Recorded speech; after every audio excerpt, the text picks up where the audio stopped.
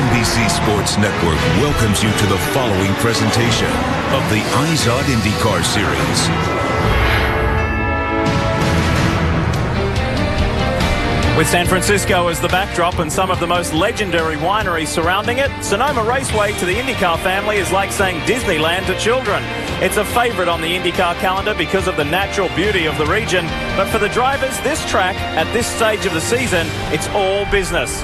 Team Penske's Helio Castroneves is the championship leader for the 9th race in a row. His lead is 31 points, but with 5 races left, by no means enough to guarantee him his first IndyCar title. Two-time series champion Scott Dixon has been fast all week and starts on the front row today. He's won here in Sonoma before and needs to again to keep pressure on Castroneves for the title. And Dixon's Ganassi teammate Charlie Kimball is riding high after his maiden IndyCar victory 3 weeks ago at Mid-Ohio, giving the team 4 consecutive wins. Welcome to IndyCar Live, presented by Verizon, where we get you ready for today's 85-lap race here in Northern California. Hi folks, Lee Diffie with you here in wine country for the second of what will be 3 West Coast swings for the IZOD IndyCar Series Championship. And with just 5 races to go, that means things intensify in this championship race. And things are going to get really busy as well for the teams because we've got 2 races in 2 weekends. Baltimore next weekend. There's good variety to finish this championship out because we also end with an oval in Auto Club Speedway in Fontana later in the year. But before we get going today, we do have to take time and pause to remember Chip Ganassi's father, Floyd, who passed away earlier this week. So everybody at Ganassi have heavy hearts. How did the Ganassi team get going this week? Well, let's take a look at how they qualified because things were taking a brighter note. Dario Franchitti has moved into 6th place on the all-time pole sitters list by himself. He's doing a wonderful job, and the Ganassi guys own the front row. It is a very good performance from those guys. And have a look a little bit further down to a driver who has been struggling this season. Graham Rahal says that 8th place qualifying position feels like a victory for him already. Now, you can add Helio Castroneves to the list of likes of Robert Kubica, Tony Stewart, who have had accidents away from the main game. Just a couple of weeks ago, the championship leader had a very scary crash in practice in his hometown of Ribeirão Preto in a Brazilian stock car event. And he was injured, his legs were injured at a minor level, and he was able to get out and walk away. However, Marty Snyder, there's no doubt this was a very lucky escape. Well, lucky indeed, Lee. In fact, this guy told me he feels like his Hans device may have saved his life. So a few things, Helio. Walk us through, number 1, what happened in the wreck. Number 2, your injuries at that time. And what are the lingering effects right now, injury-wise? Yeah, unfortunately, there was overheating brakes, so the brake failed on the end of the straightaway. And as soon as I noticed, I threw the car to the wall, as you can see. But it's still going from 140 to 60 mile an hour. That had to this wall, and thank God I had a Hans device because and I have to say that the structure of the car really protect me. I mean, the injuries that I had, which is like stretching the muscles and the little stitches on the left and right leg, those are minor for what could be a disaster. Yeah, well, let's talk about this weekend here at Sonoma. We now focus on IndyCar. You're the championship leader. How has being in this championship mix this late in the season changed the way you drive? A lot of people say you're driving smarter. Do you agree with that? Probably. I don't know. Every time we put a helmet, we forget what we are thinking about it. You know, I believe it's not about me. I think the whole team, it's being in a good connection. But I think it's more about my competitors. You know, they're the ones that were making some mistakes and in the beginning. And now, for us, we took advantage when we needed. So right now, it's we're going to continue doing what we're doing because that's what brought us in this situation. And when we have a good car, we attack as well. Our championship leader will start 5th today. The guy he's chasing for the championship, or actually the guy chasing him for the championship, he's with Jan Bikas. Jan? Well, Marty, of course, the Ganassi team has been on a roll, but they've also had heavy hearts with the loss of Floyd Ganassi, also Andy Brown's wife, and now, Scott, I understand your family's had a loss. Yeah, it's been, it hasn't been an easy week. Obviously losing Floyd, I've been lucky enough to know Floyd for 12 or 13 years now, and he's obviously done great things with Chip and this team, and that's definitely a sad loss. And obviously with Andy Brown too. Andy Brown's been a huge part of this team. He's been living back in England for the past few years now, and worked closely with him on some simulator efforts. But his wife passed, the week before too, and then my sister-in-law actually passed on Wednesday. So much love to all these families. I know Emma's back in England, and hi to all my family in England over there, and hope they're coping okay. But we can hopefully turn this for the race team into a positive weekend. It's started well. Practice has been going extremely well. We qualified, locked out the front row, all three cars in the Fast Six. So we've still got a lot of work to do today, and hopefully we make some inroads on the championship. Well, Scott, I know that Scott's a man that can put down the visor and get the focus, but for all of us at NBC Sports, our condolences. Thank you. Kevin? Thank you, Jan. Well, the run of Ganassi's success certainly also includes the four-time champ. Dario Franchitti has been top four in the last 4 races. On the pole here today, is the mission somewhat twofold? Yes, you want to help your teammate, but I'm sure you desperately want to win. Yeah, I definitely want to win, obviously. So yeah, there's, we still haven't even discussed what the strategy is today. We're still mathematically in the championship. And the way the point score system works now, if you have an on finish, it hurts you a lot more. So we're definitely still in it, but one of us has got to win this championship if we can. Scott is is definitely in a much better position than I am. So we'll see what happens during the race. I would love to win it myself, but the big picture is definitely to try and to get the championship for one of the target cars. Looking for win number 32 today. That's Dario Franchitti. Good luck. Thank you. And he's a driver who knows all about winning championships. He's won 4. Do you know, for the last 7 consecutive years, the championship has been decided at the very last round. So as you can imagine, we're keeping a very close eye on the points. We've got a pretty groovy graphic to show you, horse racing style, as to the profile of this championship. Of course, at the beginning, at the top, James Hinchcliffe got away to a good start. So too did Sato. Watch second from the top, Elio Castroneves, very steady throughout the season. And then watch in the middle of that, Scott Dixon with those 3 consecutive wins. He just zooms on through up into second place. I wonder who's going to win by a nose. We'll find out in Fontana later in the year. There is a super crowd on hand. There has been a traffic jam for about 2 or 3 hours now. So great to see so many people here in California coming out to enjoy the IZOD IndyCar Series. One could say that the 2013 vintage of IndyCar has been one to savor. 9 different winners, and 4 of them first-timers. The mayor of Hinchtown is now an IndyCar Series winner. GoDaddy goes to victory lane. Takuma Sato takes the twin checkers. Yeah, I love you. 29-year-old Frenchman in his 39th start in the IndyCar Series is the winner. Charlie Kimball, you're an IndyCar race winner. Awesome job.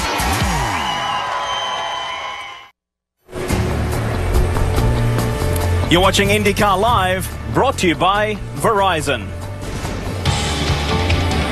When you grow up with a father who designs Formula One and IndyCars, there's a pretty good chance you're going to end up doing something in motorsports, and that is the case for Charlie Kimball. The English-born American has raced here in the United States and also in Europe, but the biggest moment of his young career occurred 3 weeks ago in Mid-Ohio, where in addition to being Gordon Kimball's son, he became an IndyCar race winner.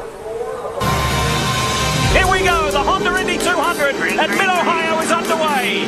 Look at Charlie Kimball on the inside and aggressive. Good job, Charlie. Go, go, go. Next lap, we should see Simon Pagenaud on pit lane. They know they have a chance to take the lead. Great stop, Simon Pagenaud. No sign of Charlie Kimball yet. He's just coming now. You'll get him. You'll get him. This is it for the lead of the race. Oh, Kimball runs by. Charlie Kimball to the bottom side. A late break. What a move by Charlie Kimball. He grabs first place in turn number 4. That could be the move of the race. Charlie Kimball, you're an IndyCar race winner. All right, you're the man. Nice call on the strategy, boys. Woo! Awesome job. And Charlie Kimball had certainly been knocking on the door for that first win in IndyCar with a couple of runner-ups, had a couple of weekends off to enjoy it too. But what did that win do, not only for you, but this entire program? It definitely gave a lot of confidence to the whole Novo Nordisk Chip Ganassi Racing crew. The guys knew they could win. I knew we could win. I knew I could win. Just took doing it to give us that confidence and that belief. And I think it helped this weekend because the Novolog FlexBand car wasn't quite as quick as we wanted to start the weekend on the test day. But we dug deep, got a fast Firestone Fast 6 qualifying spot, and I think that'll show pretty well in the race today. He certainly got a chance to be a factor again today, starting 6th. And Charlie won as part of 2 distinct strategies at Mid-Ohio. Jan Beekes now explains what got Charlie to victory lane. Mid-Ohio was one of those races that may have been won before it ever started in pre-race strategy meetings here in the paddock. Teams knew that last year at 85 laps, the top 4 saved fuel and stopped only twice, even without a caution. IndyCar added 5 laps this year, so at 90, the math was simple. Without yellow, you'd need to stop on lap 30 and 60. Ryan Hunter-Reay, Will Power, Scott Dixon, among others, went for this strategy right from the start. But trying to go 30 laps was crazy fuel save, full lean, way off the gas, and their lap times suffered. So why even try? They were gambling on a caution, where every 2 laps of yellow saves roughly enough fuel for 1 extra lap of green. They would need only 10 laps of yellow to make up for that added 5 and be back running flat out. Well, judging by what happened in practice and qualifying with cars sliding off track, it didn't seem like a bad bet.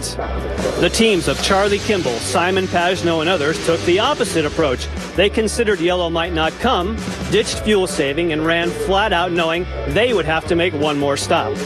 They calculated they would lose 24 seconds by stopping on pit road and getting back up to speed. Charlie and Simon were running 1.5 seconds a lap faster than the fuel savers, meaning at that rate, they could gain the needed 24 seconds in only 16 laps. The strategy worked perfectly, and after their second stop, they were already well ahead of those saving fuel. The 2 battled it out to the finish.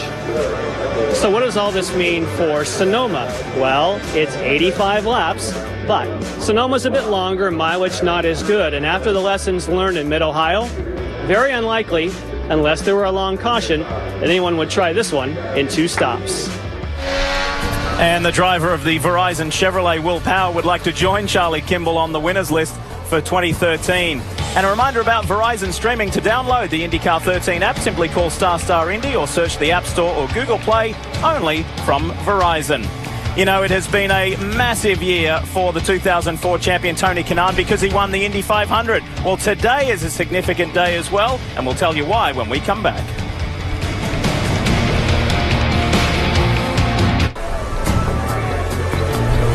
Arguably the most photographed bridge anywhere in the world, the Golden Gate Bridge and San Francisco Bay. What a sight, what a great place it is today.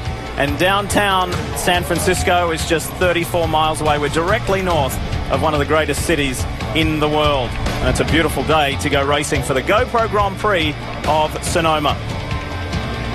There's been somewhat of a break in the series. 3 weeks since we were at Mid-Ohio. It's allowed teams and drivers to relax a little bit. Some drivers have gone overseas and had a summer break with their families, but it's busy now. We've got 2 races in 2 weekends with the streets of Baltimore coming up next weekend. That means there's been plenty going on. Let's bring you up to date with the latest news. And we welcome back the man who was sitting with us this time 3 weeks ago. Ryan Briscoe makes his final appearance in the series because he's got sports car commitments for the rest of the year. That means Oriol Serbia will jump in the Panther car as of the next round. Sports car superstar Lucas Luer makes his IndyCar Series debut. It might be just for once, it might be twice, who knows? It's a toe in the water, we'll see. James Davison was a surprise. He returns for his second career start after racing at Mid-Ohio. And JR Hildebrand and Luca Filippi will share the Brian Herter Autosport number 98 machine for the remaining rounds. JR is here. Now, we told you about Tony Kanaan and why it's such a huge day for TK. Well, his good friend and co-owner Jimmy Vasser has the record of most consecutive open wheel starts at 211.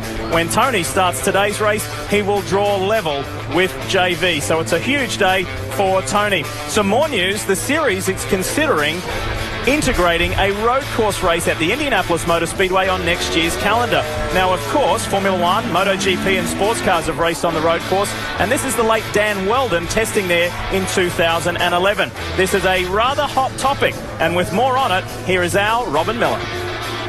We're Derek Walker, the president of competition for IndyCar. Derek, we've been speculating and talking and writing about the season in the month of May starting out with a road course race. What can you tell us? Well, we're certainly looking at that idea. We've got a little bit of work to do before we can finalize whether that's the right thing to do, but it's on the cards to be seriously considered. A test soon? Well, yeah, we're doing just an exploratory test with the track as it is now, see what the grip level's like, see what it's doing. We've done that before, but a few years ago. Now we're going back to have another look and just see what the viability of it is. Do you have some ideas on how to change it to make it better? Yeah, I think, to be honest, and maybe it's a bit further down the road, but to make that track really what it needs to be for our cars, I think we need to tickle with it a bit, quite a bit. And we need to change it. And so, again, how much is viable in the short term? What do we need to do? Are we going to do it? A lot of big questions, but certainly taking a serious look. All right, and then he's going to put an apron in for us on the oval next year. I'm confident of that.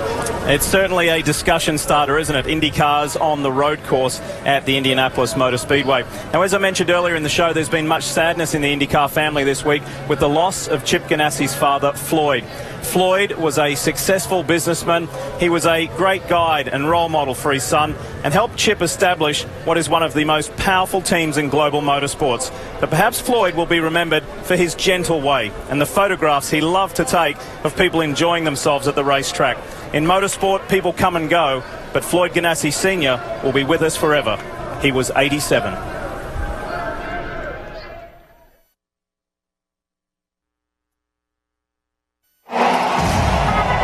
I chose the National Guard because there's more flexibility and more control of your career. You're able to stay within your community, or you can move around California if you'd like. I've coached basketball teams, and it's great to be able to give back to the community and help mentor kids. And now most of them have graduated high school, and they're talking military, and it's great. It's amazing how your Guard family comes together in any event. And we'd like to thank all of the hometown heroes for their service and what they do. We'd also like to thank a driver who used to represent the Panther Racing National Guard team. That is J.R. Hildebrand, who makes his return to the series for the first time in 9 races. He's also going to give us this week's GoPro course preview. Hey, what's up? I'm J.R. Hildebrand. We're here at my home track, Sonoma Raceway, for the GoPro Grand Prix of Sonoma. Come take a ride with me in the GoPro course preview.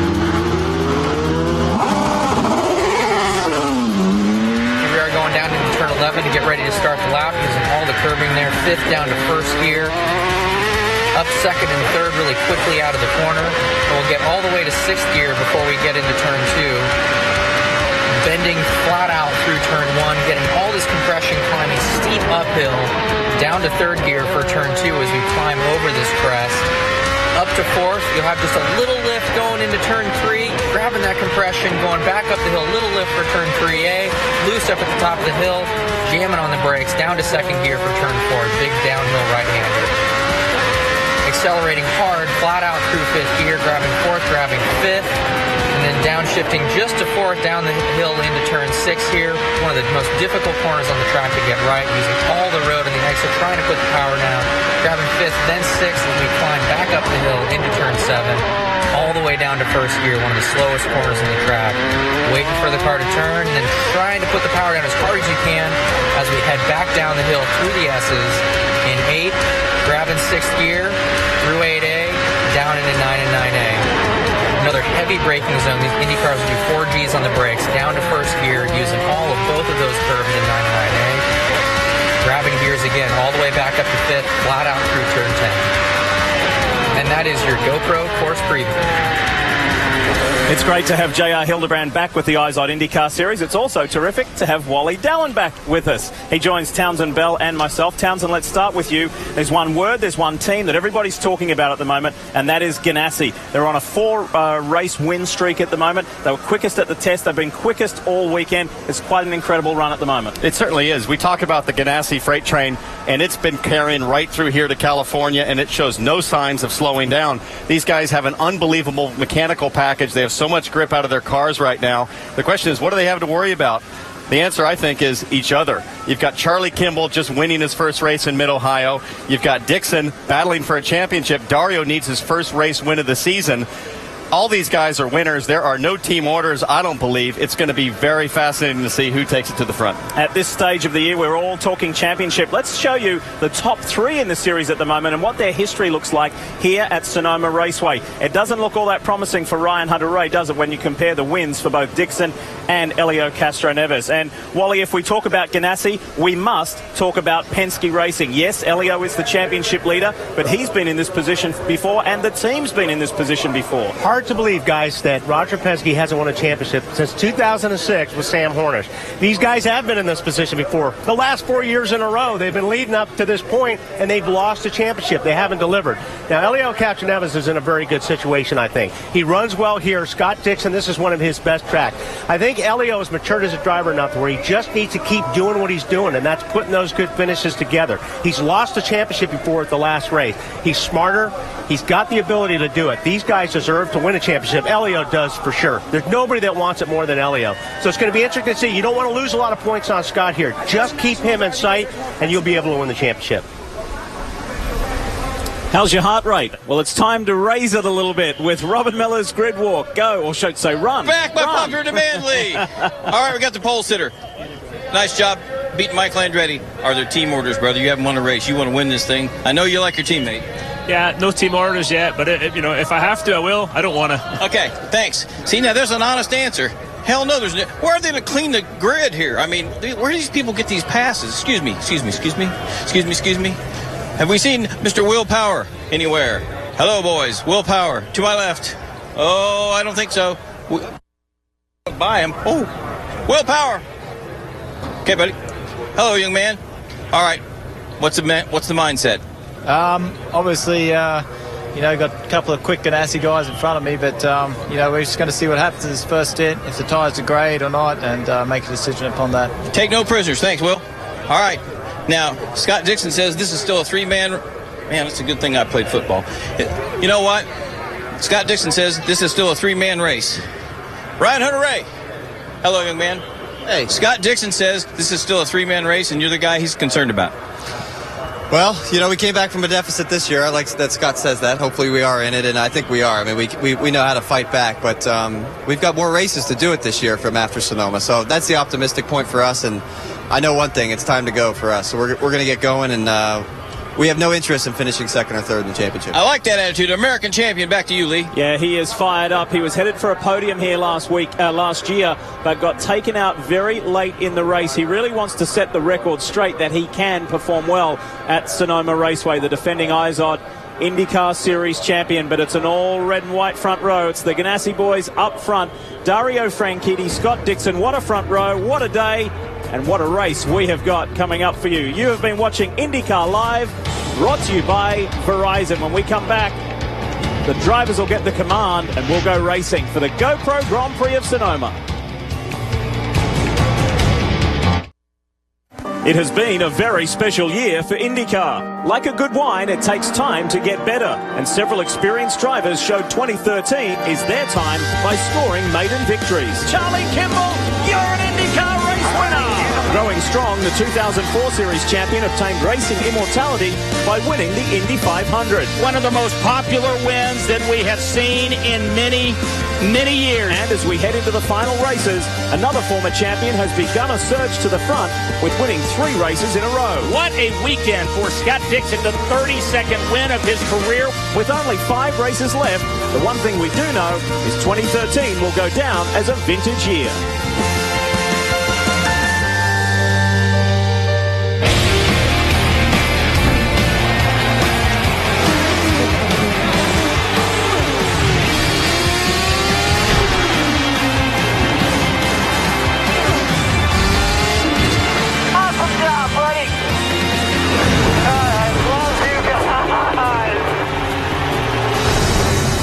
NBCSN is proud to bring you live coverage of round 15 of the 19-round IZOD IndyCar Series Championship. This is the GoPro Grand Prix of Sonoma from Sonoma Raceway in Northern California. It is a great day. It's a wonderful location. The drivers are all too aware of just how challenging this track is. It's challenging on a number of levels for them physically and to pass as well. This is going to be a grueling day. Tyres have been a talking point this weekend, as well as the brutal speed displayed by these two red and white Target Chip Ganassi cars.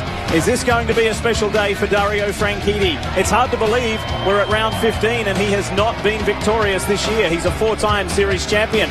What else happened on this day? Well, back in 57, Jim Rathman won the Milwaukee 200. There's some big names on that page there, isn't there? Al Unser and what he did in Denver. And it was a very busy day back in 2002 when the championships were split. Gilles de Ferran won the Gateway Indy 250 and Dario Franchitti, our pole sitter, won at Circuit Gilles Villeneuve in Montreal.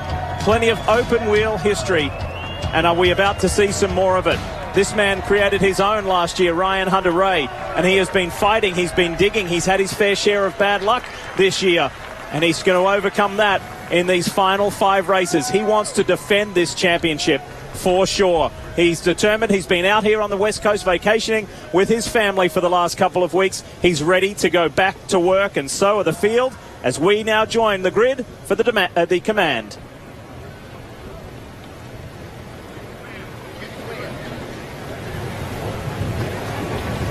Race fans, it's time for the most famous words in motorsports. Please welcome again GoPro CEO Nick Woodman as he gives the command. Drivers, get ready to GoPro and start your engines!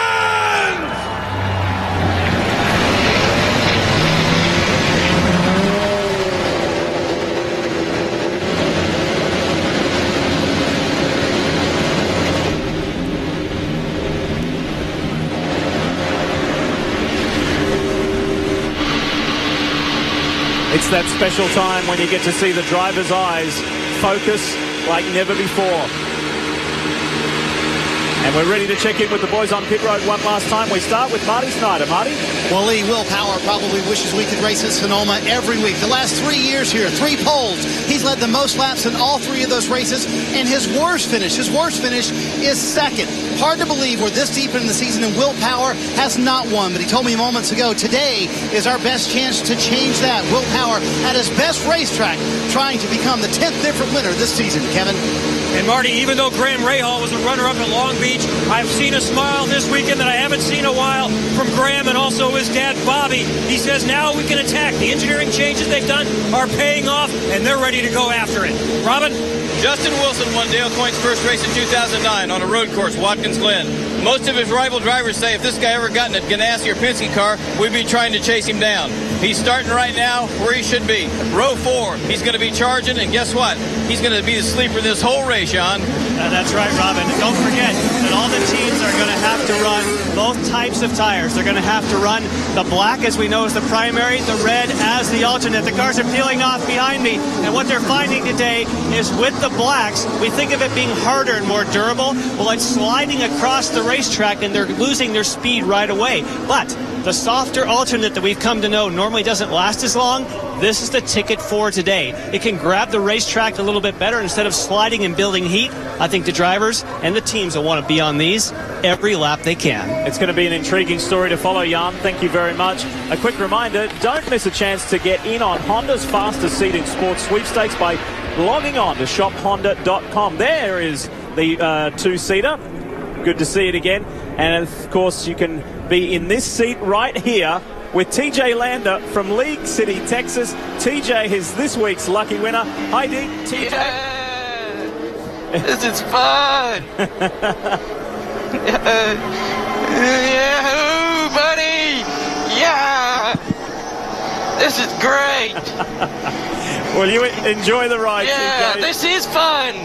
You enjoy it. And I am. We remind you folks at home again by logging on to shophonda.com. TJ won that opportunity to start today's race in the IZOD two-seater driven by Indy 500 champ Mario Andretti. I think that was one of the more interesting reactions we've had, to be honest.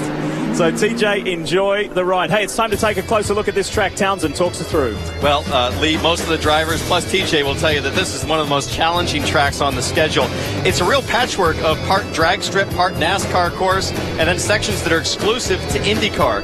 It's tricky to pass here, but you can do it in the brake zones at turn 9 and turn 11. But the big hero opportunity for lap time comes in that turn 6 red shaded area known as the carousel. It's a fast and daunting corner, and Sonoma is a raceway that demands the ultimate skill set from a driver: fearlessness and finesse. Oh, well said, well said. There's 160 feet of elevation change here at Sonoma Raceway as well. It is quite the track. And do you like historical statistics? The last time Dario Franchitti was on the pole here at Sonoma Raceway, he went all the way to the top of the podium. We'll see if the Scotsman can do it again.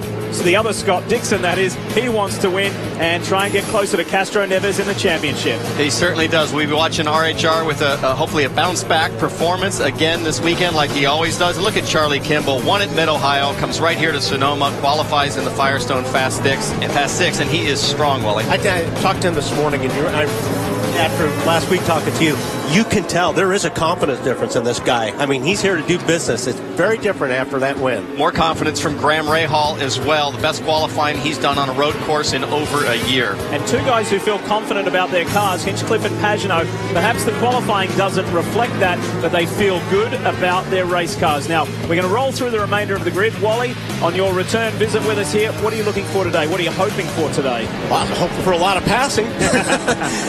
It's going to be interesting to see what happens with the tires. And this, as Townsend was saying, this place is very physical. You have to really work the race car around here, which can sometimes hurt the tires. So we may see tire management come in. We know some of the guys are really, really fast, but sometimes that's not so good on your tires. So it's going to be interesting how that plays out. And we roll through to Lucas Luer there, and James Davison starts at the back after an engine change and penalty. So in his second IZOD IndyCar Series race. Time to take in and check in with the onboards. And this is the National Guard Panther entry. Ryan Briscoe is carrying the National Guard onboard Canberra. How about James Jakes? We're familiar with this view. This is the Acorn Stairlifts onboard camera for the Englishman. The Verizon onboard brings us to Simon Pagenaud, who could very well be victorious today. He finished second at Mid-Ohio. And then we join Graham Rahal with thanks to KMC Wheels in car number 15 for Rahal, Letterman, Lanigan. Charlie Kimball will give us the Novolog Flex Pen view for our most recent race winner. The Chevy onboard delivers us Elio Castro Neves, the championship leader, and of course his teammate in the Verizon Chevy. It's the Verizon onboard, car number 12, Will Power. And a reminder to download the IndyCar 13 app. Simply call StarStar Indy or search the App Store or Google Play, only from Verizon.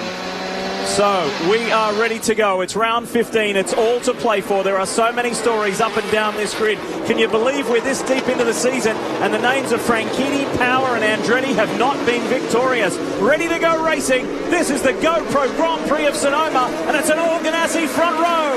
It's hot in California. Look at Power. Tries to force the issue there on the inside. Wow, huge jump from Dario Castroneves looking up the inside. Oh, there's contact there. Yeah, with Kimball. Kimball got a little bit of that. Pagenaud got into the back of Justin Wilson as well, so our Mid-Ohio race winner has got dramas at turn 1. Looks like he got hit from behind, got sideways, saved it, but is having trouble getting the car refired or re-engaged in gear. Look at them scramble for position down into turn 4. That steep drop downhill. This is an amazing racetrack as Marco Andretti, frustrated after qualifying yesterday, tries to attack Simon Pagenaud. And he will not like Pagenaud trying to stick it to him side by side. He's going to be pushing on the outside here. We've got a full course yellow out as Marco defends. Be interesting to see where they position those two cars with the yellow coming out. Look at the drama in the back. Yeah, Newgarden and James Jakes were out in the dirt there exiting the carousel. But full course caution for Charlie Kimball. And I think I may have heard him say, Wally, on the radio before, broken drive shaft. It was a little bit earlier. Yeah. Boy, that left front looked like it took a hit too. Let's see if we can watch it. We see the orange car there in the center. Boy, he got on the brakes really hard, and actually I think he spun the car because he went in there so deep he jumped on the brakes and he lost the rear of the car. You're absolutely right. No contact from behind. I think everybody checked up more than he expected. Oh, he got into Castroneves. Yeah. But now you wonder if Castroneves got any damage on the right rear. Marty?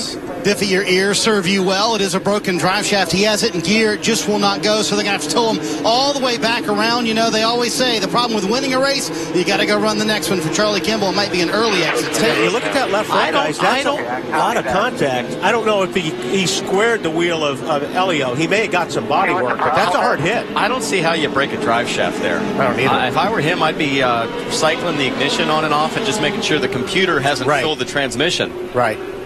So under this first full course yellow, Joseph Clutch isn't Newgarden. working either. I can't get the clutch to work.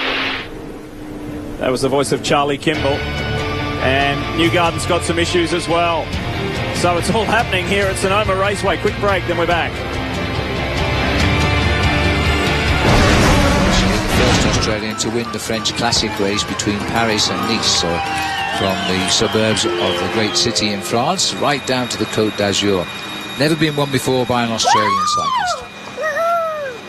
Richie Porte has said next year he wants to be the leader of his squad when it goes through to the Giro d'Italia race, which he believes he can win. It was in the Tour of Italy Want to where he pay really less for first fuel? came to prominence. Sign up free at fuelrewards.com. He's using the slipstream of his car to try and get him back into the main field.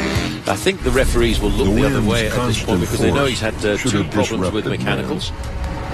Yeah, it's true. He's had a mechanical. They might turn the blind eyes out. It's not really supposed to be based up by his team car. Well, the first part was he was trying to adjust his handlebars, and then when he felt that it wasn't quite what he wanted, he had to stop at the side of the road and change his bike. And that took quite a long time. I thought it was rather a slow change, and he didn't really panic. But then he's found himself caught in no man's land trying to The get Acorn Stirless team is going to have to make a pit stop. I'd make this a quick one to stay in his current position. Yep. Car is up, and it looks like it'll be 4 tires to pull out this morning with a very tight chest here at altitude. Remember, we're over 5,000 feet up here, even in Denver itself. I know what I'd be thinking. Whatever he's doing, it better not take long. In all my years of broadcasting, I have never seen here. There aren't anything like many this. long straight roads as we continue to see the riders swinging through. This is the peloton, and it looks as though Team Cansdale are turning a little bit angry right now. They're trying to whip the pace up. Keep your eye on that time gap. It might well come down. It's already down to 50 seconds. 15 seconds. There is Richie Porte. He's come round the race car. He's back on the back. Let's go and have another chat with Steve Schlankers. All the high sea drama with big money on the line. Which boat will reel in the big one? Shark Hunters season finale Wednesday 10 Eastern on the NBC Sports Network.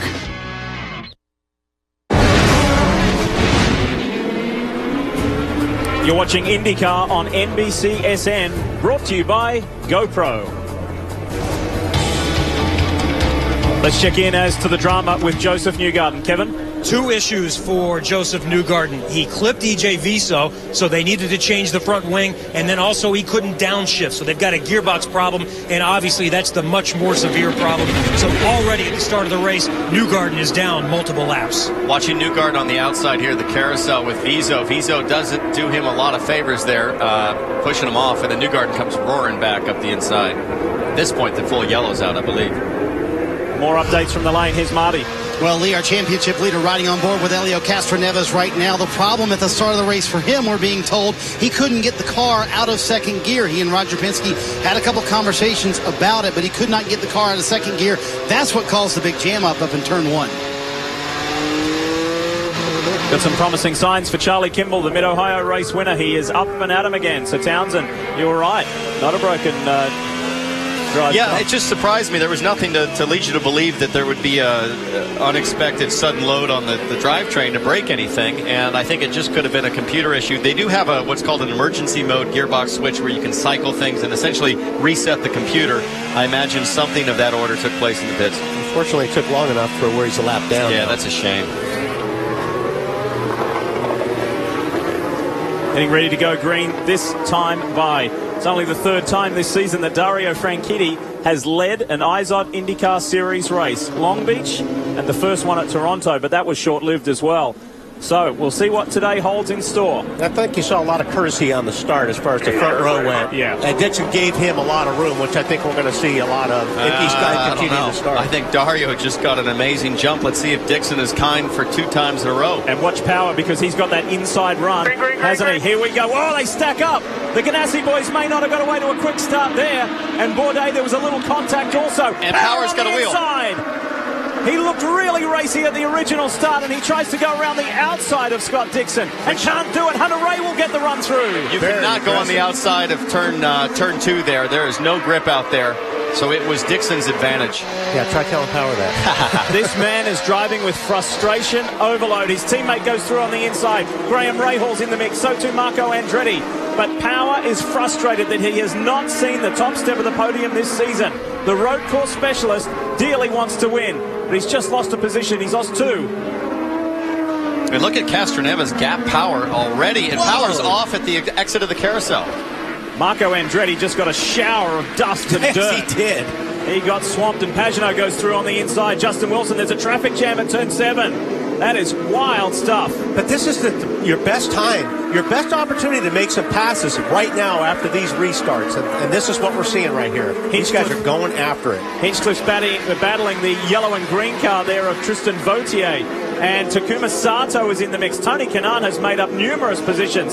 So in his 211th and tying Jimmy Vasser on that record, his start, he's off to a good one. Tell us more, Kevin. And that makes sense because Kanaan said that the car is great on new tires. That's the way they were 4th in the warm-up today, because they strapped on a set of new rubber. But he said it gets bad very quickly. So their original plan has been to probably duck early as soon as lap 10 and do 4 stops, picking up all this track position. Maybe they change that strategy and make it a traditional 3-stopper. You know, we talked about Tony Kanaan for this race, tying Jimmy Vasser for all-time consecutive starts. You got to remember, TK, the Ironman, he has done that.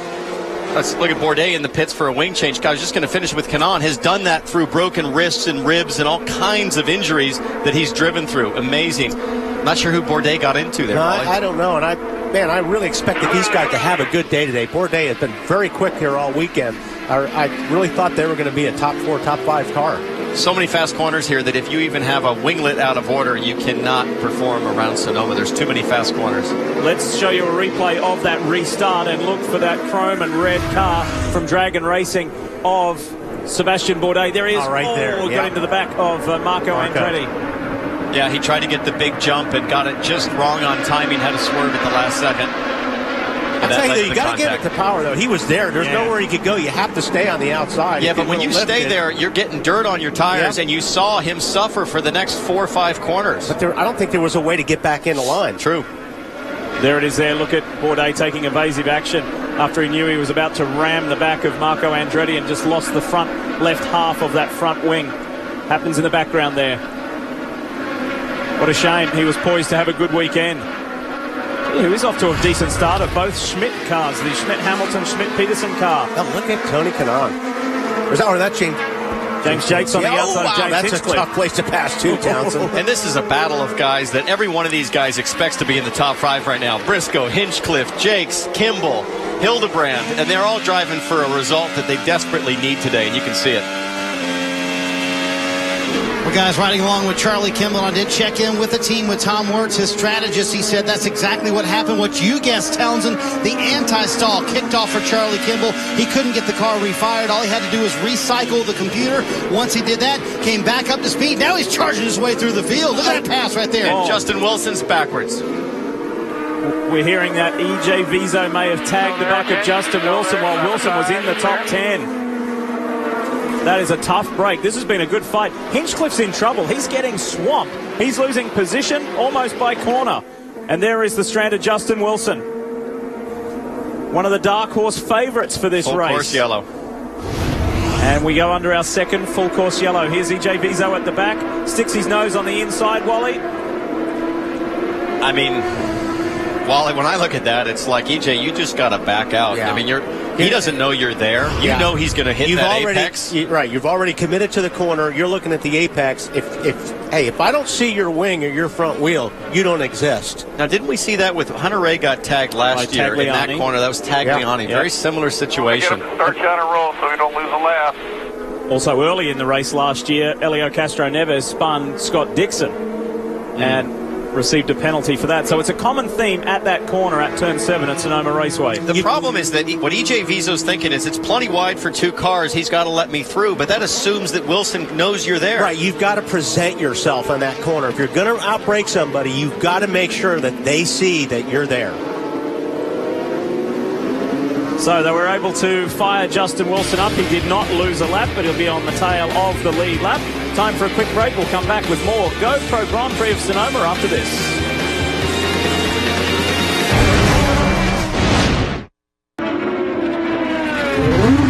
Inside yours. Keep pushing here, bud. Turn 4's clear. Streaming 4-in-1 Mosaic. Inside. We'll push the fast left. Be smart here. Live pit crew chatter. Riding shotgun from green flag to checkered. That's powerful. Download IndyCar 13 now, only from Verizon. Whoa, what do you got there? Berry pomegranate Mio. Do I just squirt a little? Or you can squirt a lot. Really changes your water. It changes everything. Mio, squirt some. A man and his truck, and a broken fence, and a lost calf, and the heart to search for as long as it takes, and the truck that lets him search for as long as it takes. The all-new Chevy Silverado, the most fuel-efficient V8 in a pickup, strong for all the roads ahead. For 185 years, Irwin has been making professional tools for professional tradesmen. Today, Irwin Tools salutes those who build this nation with their bare hands. Join Irwin in celebrating National Tradesman Day to say thanks for a job well done. Introducing a car company that's never made a single car. We took the power of a 9-year-old V8 and gave it the impressive handling of Firestone's Destination tire. Now, moms agree. Every milk run feels like a victory lap. So whatever you drive a Firestone.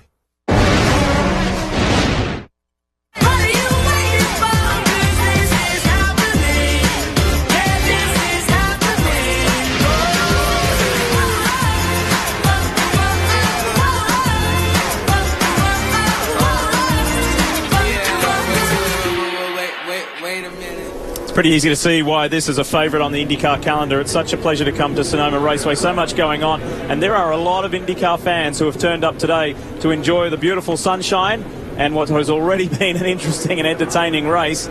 So, here we go. Nobody taking this opportunity to dive into the pits. You're pretty sure EJ Vizo's going to see the pits for a drive-through penalty because of that? I would think so. Hitch is the first guy to pop in here. But, yeah, it looked like EJ had some drama earlier with Newgarden under caution. So we understand Saavedra and Briscoe also pitting. Now, they started on the primary tire. Hinch did, as did Briscoe, as did Saavedra, and it looks like Lucas Lord back there. Jan Beekers is standing by at the Andretti Autosport pit for this man here. And, of course, Townsend, that's exactly right. Because he was on the black primaries, you both said he was struggling on course. That's why he was out there trying to fight with those who are on the alternate reds. Clear. At the same time, while he clears, Justin Wilson has made his way to pit road. Of course, I believe he may have lost a lap. He was also on that same strategy. So anyone that was out there on the primaries, Briscoe also leaving after some service. Those that were on those primaries want to take this opportunity to get them off, and they were somewhat sitting ducks out there at the start. While we work our way back to green, let's see the two largest movers in the field up to date are both the KV Racing Technology drivers. Simona Di Silvestro and Tony Kanaan have both made up 9 positions, so a really encouraging start for those two drivers. Marty? Well, let's grab a word with Tom Wirtz here and see exactly what was the end diagnosis of what happened to Charlie. Well, I mean, it looks like a little electrical issue, but it got into an anti-stall mode, and by the time we realized it, it shut the motor off. So we needed to get back and, do our thing. We topped off fuel and basically started up and ended up 1 lap down. So Charlie's got his work cut out for him. Yes, he does, and he did apologize to the team. He said, hey, guys, I'm sorry. That was my mental mistake. I should have been able to do that up in turn 2 on my own and then to get the car going in the right direction. And a quick reminder that there's a lot going on in this area of the country. Tonight, Sunday Night Football will be right here in San Francisco as Colin Kaepernick and the 49ers host Adrian Peterson and the Vikings. It's Sunday Night Football, 8 Eastern, only on NBC. Speaking of sporting stars, Charlie Kimball, after he won at Mid-Ohio several weeks ago, I said, who was the coolest text or phone call or email that you got? And he said, I got a call from tennis superstar Billie Jean King, congratulating him on what he accomplished. They met at a Novo Nordisk function several years ago, and she has been a big Charlie Kimball fan ever since. So he said, I had to thank everybody. I got a lot. He said, but Billie Jean King was the coolest congratulatory note that I got. All right, more from the lane. Here's Kevin. Great start for Jimmy Vasser's guy, Tony Kanaan, 16th to 7th. I think you were thinking about making it a 4-stopper. Picked up a lot of positions in yellow. What's the plan now? Well, now obviously Tony did such a fantastic job getting the hydroxy car up that far. I mean, we were going to go 4 stops and let him run wide open, but now and get off of these black tires. But now with moving up so far, we're gonna go ahead and stretch it out and go change to a 3-stop race. We've got to hang in there on these blacks though right now. Yeah, we'll see what the engineer Eric Cowden has been able to do, because they were concerned about being able to simply keep on it on the black tires because they were going off. Hey, Kevin, while you're there with Jimmy, ask him how his back is after he crashed one of Robbie Gordon's Stadium Super Trucks. Lee Diffie wants to know how your back is, and I think Townsend wants to know, too, after you tried the Stadium Super Truck in Toronto. Yeah, I'm still recovering. Thank you. It was fun, though. We enjoyed it while it was. He's a good spirit about it. He jumped high, though, Townsend. He really did. It's generally ill-advised on the outlap for your very first time off a steel ramp to go wide open. And but you know, bless him. He's a charger. I've spoken to Robbie Gordon, and he said there is a seat waiting for our Wally Dallenbach. I'll fill it. Good. Yeah, absolutely. Careful you won't have you to ask me twice to jump in one of those trucks. Careful what you wish for, cowboy. So it's been a little bit of a stop-start affair here at Sonoma Raceway, but we are getting ready to go back to green. And there is a huge motivational boost for one driver in the top 10. He's running 6th. It's Graham Rahal, driving for his father's team, Rahal, Letterman, Lanigan. It's been a season of frustration with a little bit of hope. There was a podium at Long Beach. He showed great signs by winning that heat race at Iowa, but he feels he gave his secret away around Iowa Speedway to the rest of the field, and they knew what he was doing to get to the front. So this has been a moment that Bobby Rahal and Mike Lanigan, David Letterman, everybody's been waiting for, to see this sunshine through on young Graham Rahal. This is the boost that he needs. Can he convert it into a good day? The last time he made it through and qualified well, he stood on the podium at the Long Beach Grand Prix. We'll see. There's a long way to go in this 85-lap race. All Ganassi on this front row again for the restart, for the second restart already, early on in the opening 10 laps of this race. Let's do it. Hunter Ray, look at that yellow car. The defending series champion wants the way through, but he can't get it there. It's tight. And the Penske's are going to be side by side, Castroneves and Power. Look at Power to the outside again, gets Castroneves. Well, he got the grip that time. So no favours done for his championship leading teammate. He wants to go and grab the victory all for himself. And we have just received word from race control that EJ Viso will indeed get a drive-through penalty for avoidable contact and spinning Justin Wilson. I'm really enjoying watching an aggressive Sato, and always aggressive Sato, side by side now with Viso, who's probably just fuming at the penalty. And here they go, side by side through the carousel. Oh, that is heart in the mouth stuff through the carousel, and Sato's going to be run wide right up on the strip. Oh, he's not going to be happy about that either. No, we've seen plenty of that, too much of that today out of Viso. Look at this, 4 wide, going into the hairpin. Simona makes a great move down on the inside. She's going to pick up 1 or 2 positions right there. And Vautier was the big loser there, that yellow and green car for the Schmidt-Peterson team. But Ryan Briscoe continues to power his way through. He started 22nd and he runs 13th. Sato taking another look. Viso's obviously going to be ducking to pit lane here.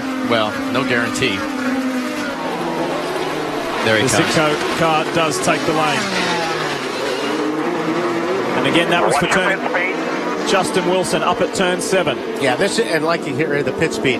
When you're angry making a drive-through on a penalty, that's normally when you get another penalty because you're so hot. And sometimes TV angles are a little deceiving. There is quite the sharp turn halfway down the pit lane here at Sonoma Raceway. Field starting to spread out now up to speed. And we want to take you back to that first flying lap again to show you what happened to Tristan Vautier in the Schmidt-Peterson car. We believe J.R. Hildebrand may have been involved. And there goes JR on the inside of the Barracuda Networks car, and he tags the back of it. No fault of JR's whatsoever. Vautier just decided, I'm going to try to square up the exit. He was going so slow in that pack of cars, he just altered his line, and JR was there. So hopefully both cars are okay. There shouldn't be any penalty, any issue with that. And there is Graham Rahal looking at the back of Helio Castro Neves, and he says, wow, I haven't seen this view much this year.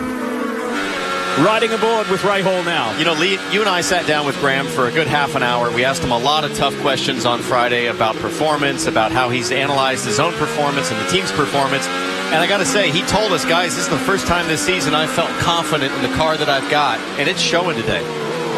He's only 24, so we think of Graham for being around forever because he has been. But while he has a young man in life at 24, how do you deal with that adversity that he's been dealt this year? Well, at 24, you're very impatient. You want everything right now, and I think that's been a struggle for Graham because, you know, he had that success early on when he got into IndyCars and got a taste of it, and then he struggled ever since. Or not ever since, but he's had a hard time to get back to that point. So I think, there's been some Switchman Davis over there now. They're mixing some things up. They're mixing some setups up. And you got to find what the driver wants. That communication between the driver and your team, it's got to hit. You got to hit on a setup and find out what the driver wants. And Kevin, I said to Bobby Rahal last weekend at the Pebble Beach Concours d'Elegance, I said, take yourself out of it as his dad. What's going to happen for Graham to get back to the front? And he said, it's real simple. We've got to deliver him a better car as a team. Yeah, and he obviously believes that because they shook up this team a few weeks ago. Mitch Davis came on board. Bobby says they've been trying to get Mitch for years, and it finally worked out. Neil Fife, who had been released by Dragon, comes in as the engineer, and they have been just making steady improvements. That Wednesday test was huge for them to be able to figure out some things, and it might get better for Graham. Keep an eye on, because he said, I think I'm really good as far as older tires. The longer the stint goes, the better I think I'll be. You know, one thing I was talking to Mitch this morning, the big problem with Graham that the car's been very loose. They've had very loose race cars, and they haven't had the forward bite or the grip in the rear. And they said they make a big gain this week in that direction. On board with the National Guard Panther entry, Ryan Briscoe has halved his starting position, 22nd to 11th. He is flying. He is flying. Keep in mind that Kanaan in front of him is still on the black tires, and if Kanaan can hang on here, he can go red, red, red to the finish. Briscoe's going to have to put blacks on, as will most of your leaders. But, boy, you can see the difference in grip right there. Kanaan is hanging on. But I'll tell you what, there's not too many guys that are as good around this place as Ryan Briscoe. I mean, he has got a great record here, and I really thought that these guys would be strong. Be nice to see Panther get a good run. It's been a long time since they've been in victory lane, since 2007. And let's not lose sight of the fact that this man here who we ride with had wrist surgery on July 15th. Not that long ago. He was with us in the commentary booth at Mid-Ohio as he makes the move on the inside of Tony Kanaan. He said his wrist is about 90% at the moment. All clear. And steering these cars with no power steering around a track like this with an injured wrist is a tough task. And not only is an injured wrist, he's got that plate and the screws and everything in there, and it's just amazing. It's great to see Ryan come back so strong. Kanaan smart there not to defend too aggressively, knowing they're on different tire compounds. And look at Dario. Look at the lap times. I mean, he's still 4/10 clear of Hunter Ray per lap.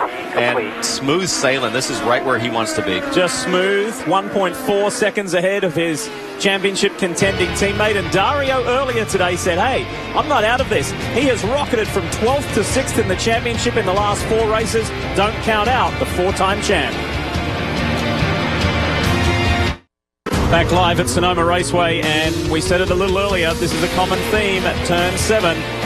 Drivers tagging the back of a car in front and turning them around, and we're under yellow again, and here's the reason why. Watch the red and chrome machine of Sebastian Bourdais, and I was about to say just tags, but I think it was a little bit more than just. Simona Di Silvestro. We've heard of the chrome horn. I think that's Alex Gurney refers to that as the chrome baguette, I heard after the Grand Am race, but that's a tough break for Simona. You know, they were starting on blacks. The cars look really good.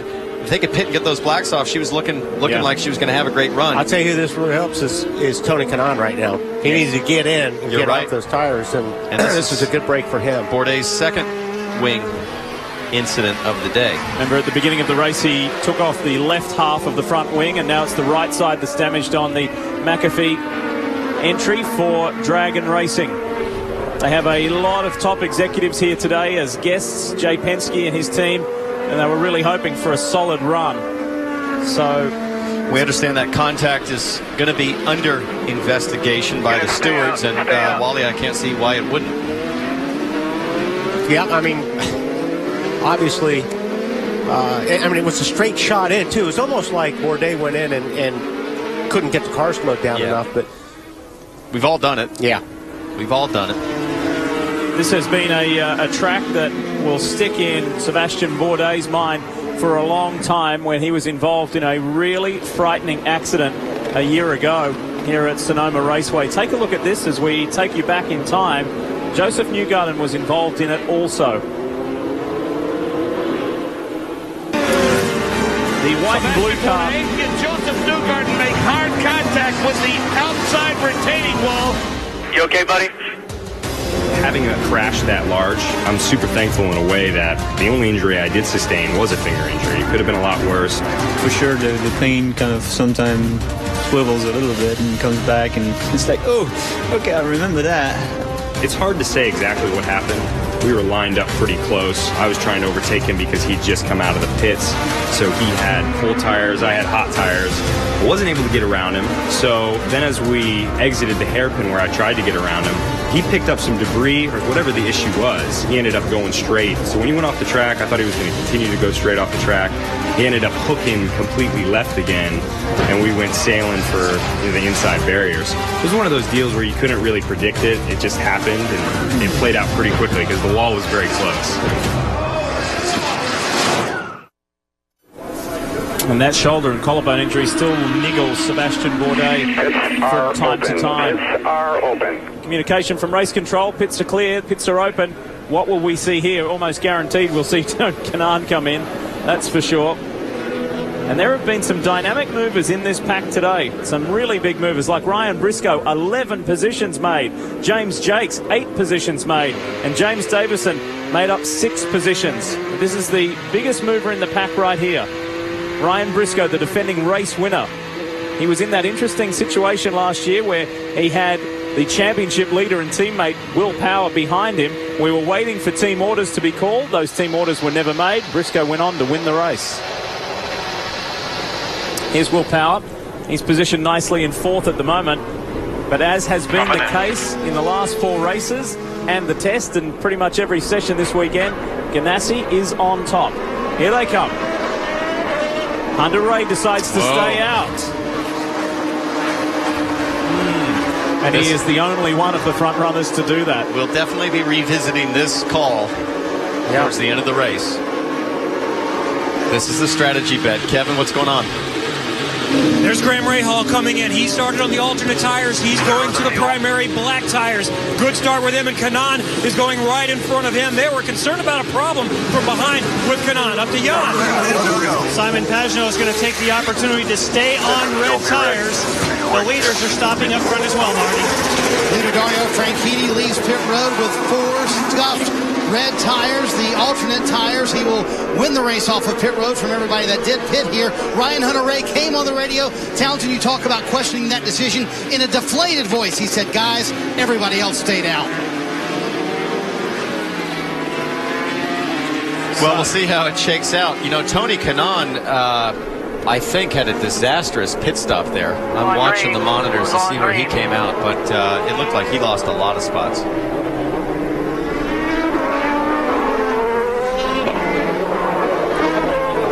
Yeah, no kidding. I don't even see him. I haven't seen him come by. Yeah, wow. He was just at the back of that shot. He lost at least 10 spots. Yeah, I just saw the guy out of the corner of my eye. It looked like his guys were struggling on the tires. I don't know if it was because pit lane was a little more jammed up or something. So revisiting that reshuffled order, and you'll see car 12 ahead of car 9. So Will Power was able to leapfrog Scott Dixon there and get ahead. Let's take you back and show you what the KV Racing Technology pit stop looked like for Tony Kanaan. Looks just fine and normal on the way in. Stops just right on the marks. Watching here, maybe a little slow on the right front, but Oh, a little confusion there. You know, it's that split second when the fuel's done and out where he waited an extra second. Boy, but a second shouldn't be 10 spots. Yeah. Well, it's tight down there, Kevin. They had some concern that they might have had an issue. He was complaining about something in the left rear of the car, so part of that time was simply taking a look to make sure there wasn't any suspension damage or anything else. So that cost him a tick as well, and it's only a second. Like you say, under caution, you lose a lot of position on the track. Well, there's no question he knows how to pass around here. So let's see what he can do on this restart. It was a super start. So the shuffled order has Ryan Hunter-Reay and Charlie Kimball, who is not on the lead lap. He'll be wanting to get ahead here of Ryan Hunter-Reay. And we'll see. You can see the two red cars, and a little further back on that fourth row, Franchitti and Power side by side. This will be interesting. This is a tough section of the course, entering at about 155 miles an hour. They climb the hill, and Kimball, he has got that confidence high from the win up to Mid-Ohio and takes it to Ryan Hunter-Reay. He got to. I mean, in the spot he's in, he made a mistake, and he's trying to make up for it. Now he's on the lead lap, the tail end of the lead lap, but if the yellow comes out right now, Graham Rahal, just when things were going so right, they go so wrong. Hopefully that's just a front wing, but that was a big hit, Wally. Is the car okay? well, the yellow should come out because of the debris, and Charlie Kimball now will be able to make that lap up. Right. So that's why you lay it on the line like that, to try to get your lap back, because you never know what's going to happen on a restart. Boy, there was some pushing and shoving on that restart. They were jostling. No yellow yet. No yellow yet. And look at Dixon and Power fighting it out. Dixon on the outside. It's all about championship points. Dixon is running side by side with Will Power. Who's going to give in first? Dixon gets it. That was nice stuff. That was top shelf driving at its best. Fantastic. Two of the best guys in the sport. Good friends and giving each other safe running room. But Dixon laid down his authority right there. That's a good Kiwi-Aussie battle there as well. Dixon got to hang out with Team New Zealand at the competitors from the Louis Vuitton Cup down in San Francisco Bay earlier in the week, so he was pumped to meet those guys, and he is pumped about his championship chances. So how bad is that debris at the top of the hill here, where Graham Rahal came together? Also, Lucas Lurin was involved in it a little bit after that, and he kept going. So obviously, race control deemed that the track is clear enough. Reports from the corner marshals, and we race on. I'll tell you, these Dallara chassis are robust. We've seen so much contact this year, where in prior years, Wally, you'd say that it has to be a full course yellow. You can't steer the car, but they keep going. There's Graham getting they started him up and drove away from that route. Let's go get him. You'll be in clean air, so we'll be able to go fast. That was the voice, the encouraging and reassuring voice of Bobby Rahal, Graham's father. Typical Marco there. So Graham telling us a little bit of what we didn't see. So he's pointing the finger at Marco Andretti. Let's keep an eye on it. Let's go back and take a look. You're looking back at about 8th, 9th place. Hinch drops wheels. Marco goes to the outside of 3. Oh, 3 into that corner. There was just an awkward collision between Pagenaud as he hit him side on, and then that put Graham out towards Marco Andretti. That's just 3 cars in a part of the track that is normally a one-groove area. I don't put that on Marco at all. On board with Pagenaud. Watch this. There'll be a side-on collision between these 2 cars. Here it comes. I mean, Marco was there. Yeah. I mean, if anything, you could say Graham kind of turned into the right rear of Pagenaud and sort of bounced off. I don't blame him. It's tight through there, but look at how racy J.R. Hildebrand is on his return after 9 races away. This is what it looked like for Graham Rahal. See, Graham really lost a lot of momentum here because he had to jump on the brakes because of Scott Dixon. And he's got to jump on the brakes here again with the checkup. Right. There's what Marco does. I mean, like you said, there's no room for 3 cars there. No, he was just but putting that wasn't really Marco's fault. I think it was one of those situations where 3 into 1 doesn't go. And there's Charlie Kimball. We relive that moment where he gets back on the lead lap by attacking Ryan Hunter-Reay at the restart. And I don't think you would have seen Charlie Kimball do that a month and a half ago. I mean, again, we go back to the confidence he has now as a race winner. He put it there and did a good job. This is J.R. Hildebrand backwards in 7. Have we seen that before today? We have seen that before. Indeed, we have. I was just going to go back to what you were saying, Wally, about Charlie. The moment I'll remember from this year was back at Barber. I don't know if you remember the pass that he made on Will Power. going into that very fast chicane. But that, to me, was the moment. And we got a full course yellow again after another incident in turn 7. This time, Kanan tapping the back of Hildebrand. And getting back to earlier what we were talking about, we'll watch this replay again. You can see it's on board Briscoe. Oh, he's going to get into James. Getting around JR. Now, they might be able to play that off as him avoiding an accident in front of him, perhaps. So, Townsend, you grew up around here. You know this track like the back of your hand. Why are there so many incidents at that corner with guys sticking their nose up the inside? Because it's the one place on this track where you can get a run on somebody out of the carousel, and it's so wide. It's a drag strip down there. Look at that. When you look at Charlie Kimball, the width of his car as he's approaching, you could fit 7 cars side by side on that drag strip. And it's so inviting. You've got all this room. You know the lead car has to do a wide lane turn in for the optimal line, and it just invites you dangerously to make a move every time.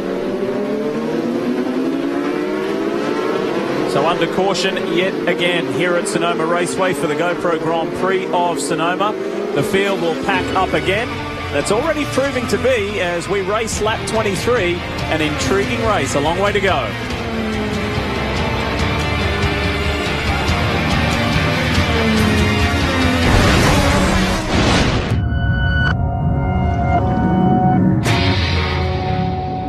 There's a lie drivers tell themselves.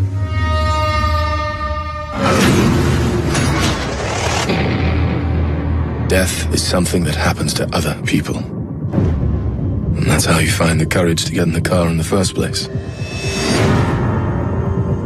But more powerful than fear itself is the will to win. James can be a loose cannon, but there is no better driver in the world. Niki Lauda. He's consistent, dependable, a grown-up. Will he put his life on the line the day that really matters? The closer you are to death, the more alive you feel. It's a wonderful way to live. Rush, a Ron Howard film, rated R. In select theaters September 20th, everywhere September 27th. For decades, beaches looked the same until one man changed summers forever with a pair of scissors, creating the bikini. Creative thinking goes into everything we build. This is the Mazda way. So at the Mazda New Model Celebration, you'll find our newest models, not closeouts. With our latest technology, innovations, and bold designs. See your Mazda dealer today. See the all-new revolutionary Mazda 3 in dealerships this month. What do you drive? Give me your street circuits, your ovals. Give me your road courses and your cathedrals of speed. Give me drivers who live to put it all on the line and cars unlike any other. Because this is America, and here we race IndyCar. Sunday on the NBC Sports Network. Welcome you back to Sonoma Raceway. The GoPro Grand Prix of Sonoma continues. Lee Diffie, Townsend Bell, Wally Dallenbach, Marty Snyder, Jan Beekes and Kevin Lee, Robin Miller on a beautiful Northern California day. Now, Ryan Hunter-Reay takes the opportunity to do what he should have done perhaps on the last stop. We may eat our words at the end of the broadcast, but he was ruining the opportunity to come in a little earlier like everybody else did, Marty. Yeah, he wasn't very happy, Lee, with the fact that they did stay out, and they could have caught a couple of breaks here. They thought there was debris in turn 2 from the incident we saw earlier from Graham Rahal. They were upset with that, politicking for a little bit of a caution there so they could come down pit road and pit under caution. But as Michael Andretti said on the radio, you see him come to a stop in the stall. If we would have stayed green there, we would have been in great shape. Now they have the huge penalty. It'll be very far back, the track position that they will lose, and they'll also put on sticker primary tires. We saw a half turn of wing out because they went to the primary tires, but a lot of work left to go for Ryan Hunter-Reay today. There was frustration in their camp at Mid-Ohio when Michael Andretti said he had the, as we go back to a little earlier, watch this. Oh, this is Ryan Hunter-Reay forcing Marco Andretti out tight to the wall. That's tough racing.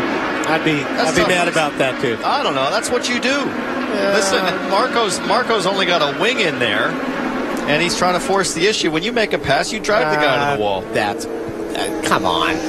The Will Power drives better than that. He didn't need to. He didn't need to take that much room. Well, he probably didn't think Marco had action. any business keeping his nose in there. He made the pass. Oh, why? He's supposed to just let Power go because he's Will Power? Well, when you only got 6 inches of car that means 24 laps into the race.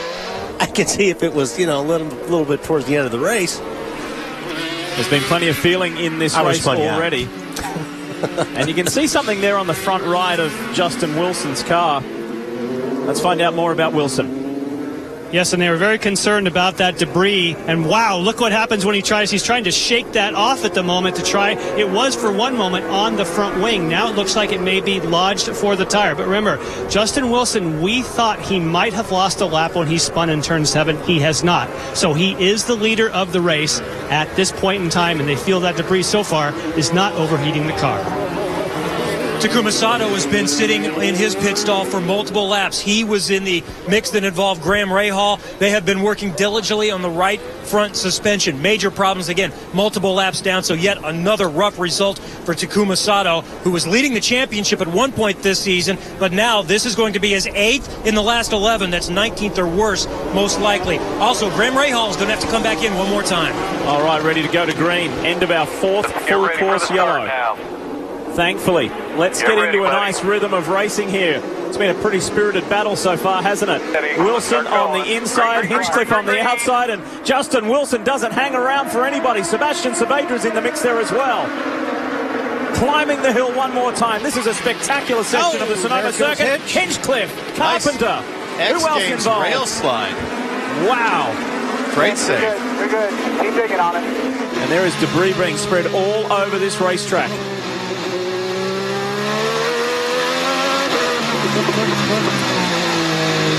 And inside this helmet of Helio Castroneves, he's saying, take it easy, do what I've been doing. I need to keep this championship lead. I don't need to get into any trouble. Stay calm. Yeah, how do you stay calm, though, when the guy in front of you in the GoDaddy car just did a Ryan Sheckler 80-foot rail slide over the curb, and you're thinking, man, I don't know if I can... If I just park this thing, I might not even make it through the race. Watch further back. Marco Andretti on the inside of James Jakes and Simon Pagenaud around the outside. 3 wide through turn 7. I think I might have seen Marco get into the back of Castroneves there just a little bit. Marco has not been in good spirits this weekend. He has been fired up for a long time. Franchitti on the inside of Sebastian Saavedra. That was easy and straightforward. So Marco is all juiced up at the moment. He is not happy, and he is fighting out there as hard as he can. At one stage was one of the serious championship contenders. He still mathematically is, but the challenge is getting harder and harder. And this is TK into the pits. I'm not sure why, Wally. He just pitted on lap 18. This is only 8 laps later. He's got a drive-through, apparently. Kevin, what's going on? I just heard Jimmy Vassar tell him black flag. So that may have been part of that. I thought I heard avoidable contact. I want to double-check on that, though. That's correct, Kevin. Word from race control. This is for avoidable contact when he tagged someone up at turn 7 earlier on. So frustrating. After such an incredible start, then the little snafu on the pit stop there, now a drive-through penalty. But he's still in it. Guys, let's watch this start again with Hinch on the turn 1 apex curve. I think what happens is he just breaks a little too deep, loses the back of the car. Oh, Saavedra got into him. And look at him. He runs on that curb under the floor where both the front and rear tires are probably off the ground. That is a miraculous save. And like you said, Helio, this happened right in front and around Helio Castroneves. Take a look here. He does a great job not running into... Oh, he did run into the back a little bit, but no damage to his wing. He hit the back of Simon Pagenaud.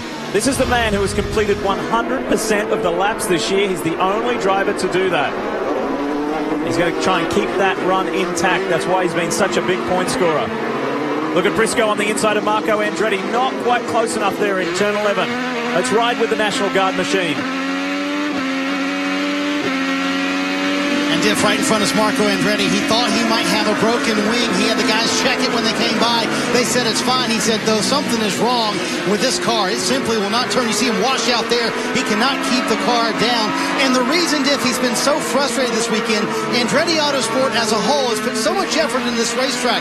Both Ryan Hunter-Reay and Marco told me this was the worst racetrack for the organization. They have finally gotten it right. They're finally competitive here, and they have not capitalized, Marco told me. In qualifying, he said the car car was the worst it had been all weekend long. They clearly want a better result than they've had in years past here at Sonoma. And remember that this is such a wonderful racetrack as far as memory-wise for Marco Andretti. It's where he got his first career victory back in 06. Boy, Tristan Vautier just had another huge save at the exit of the carousel, and he lost part of some piece of bodywork, I'm guessing front wing. There's going to be a drive-through penalty for Sebastian Saavedra for avoidable contact with James Hinchcliffe as well. Understandably so, as he sent Hinchcliffe sideways. Let's check in with Jan Beekes. With Dale Coyne, of course, makes the calls for Justin Wilson. How much of a concern with that debris? It looks like you were able to get it off the car. We were most worried about going in the oil radiator and causing overheating problems, but it worked out all right. The Boy Scouts always like to clean up and they leave their campsite cleaner than they found it, so he did a good job out there. Dale, you now are out of sequence, so you're going to have to stop soon and you'll give up that track position. How much of a concern? We'll see. We could use another yellow, and if it comes at the right time, it could be in good shape, but we'll have to wait and see.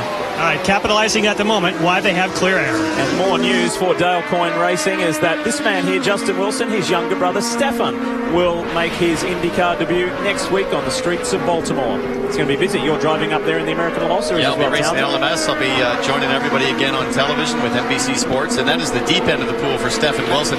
Wally, we're seeing the debris there. There's a lot of debris there. I mean, that's right in the racing line as well. And somebody just hit it. That would be his teammate, Simon Pagenaud, just clipped it with his left side tires.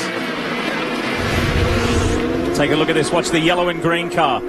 So I think he might have got a little loose, had to square up and straighten it out, drive a little dirt to avoid spinning. And both then pieces fly in there. Yeah. There's a better shot of it. That is weird. He didn't get loose. It just kind of drove off the edge there. That curb is tricky. If you get the right side tires on there a little too much, it just sucks you straight off into the dirt. That's a much steeper uphill run than it appears on television as well.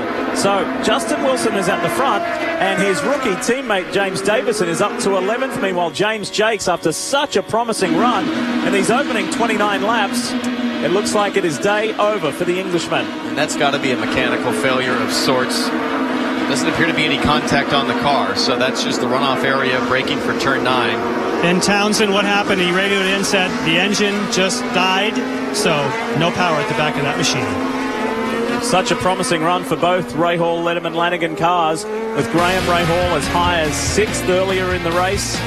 Now he's catching up after being spun a little earlier.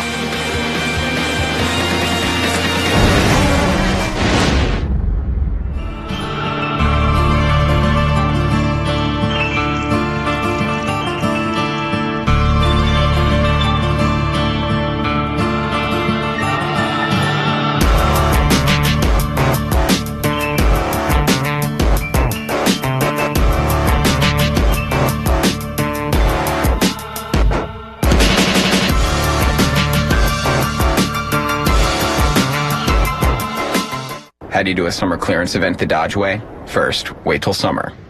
Then, get the cars ready. Now, add the Dodge part.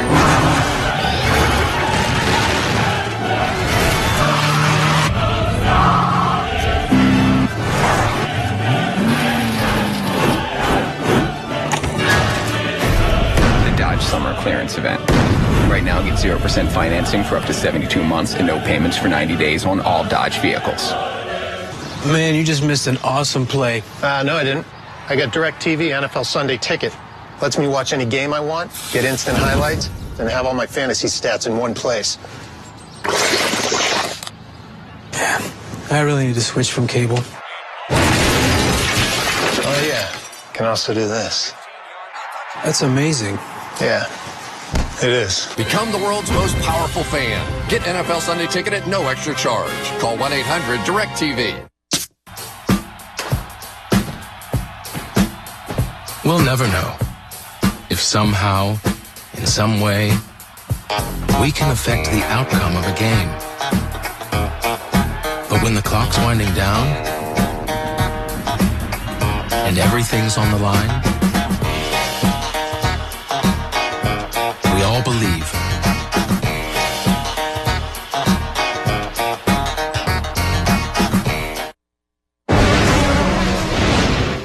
Quick reminder that in 2 weeks' time, the Formula One World Championship continues here on NBCSN. with the race that many consider the embodiment of F1 racing. Don't miss the Italian Grand Prix from Monza live in 2 weeks' time here on NBCSN. Did you catch the race earlier today from Spa? If you didn't, I won't tell you the result. I won't spoil it for you if you had it DVR'd, but it's worth watching, and the championship gets even more intriguing. This is a sad sight for the Acorn Stairlifts car for Rahal Letterman Lanigan driver James Jakes. Radioed in, no power, engine dramas on the 16.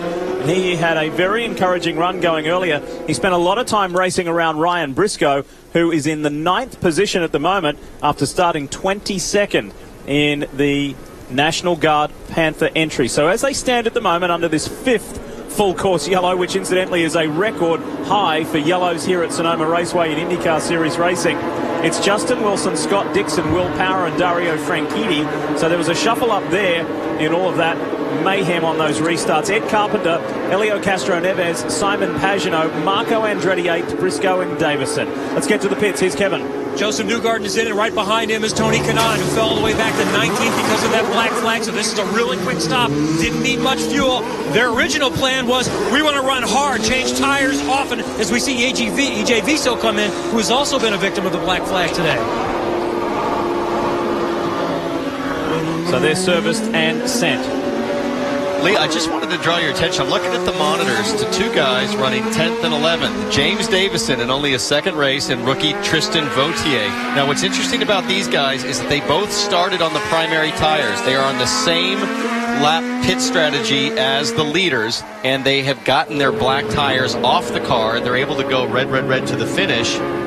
They could have a great run today. And let's not lose sight of the fact that James Davison started last. After an engine penalty. It's only his 2nd ever IndyCar Series race. It was a surprise because there was a young Japanese driver who was meant to be in the car for Dale Coyne Racing. That was not possible due to financial reasons. And as Robin told us in the qualifying show yesterday, Mike Conway was a consideration, but Dale Coyne thought he had it sorted out. And then due to the good job he did, he finished on the lead lap and in 15th place at Mid-Ohio. Dale rang James Davison and said, hey, are you a possibility for Sonoma? And he's a young, hard-working man who finished runner-up in the Firestone Indy Lights Championship a couple of years ago. He's a race winner in that series, and he just loved Mid-Ohio. So here he is running on the verge of, actually he is in the top 10 at the moment.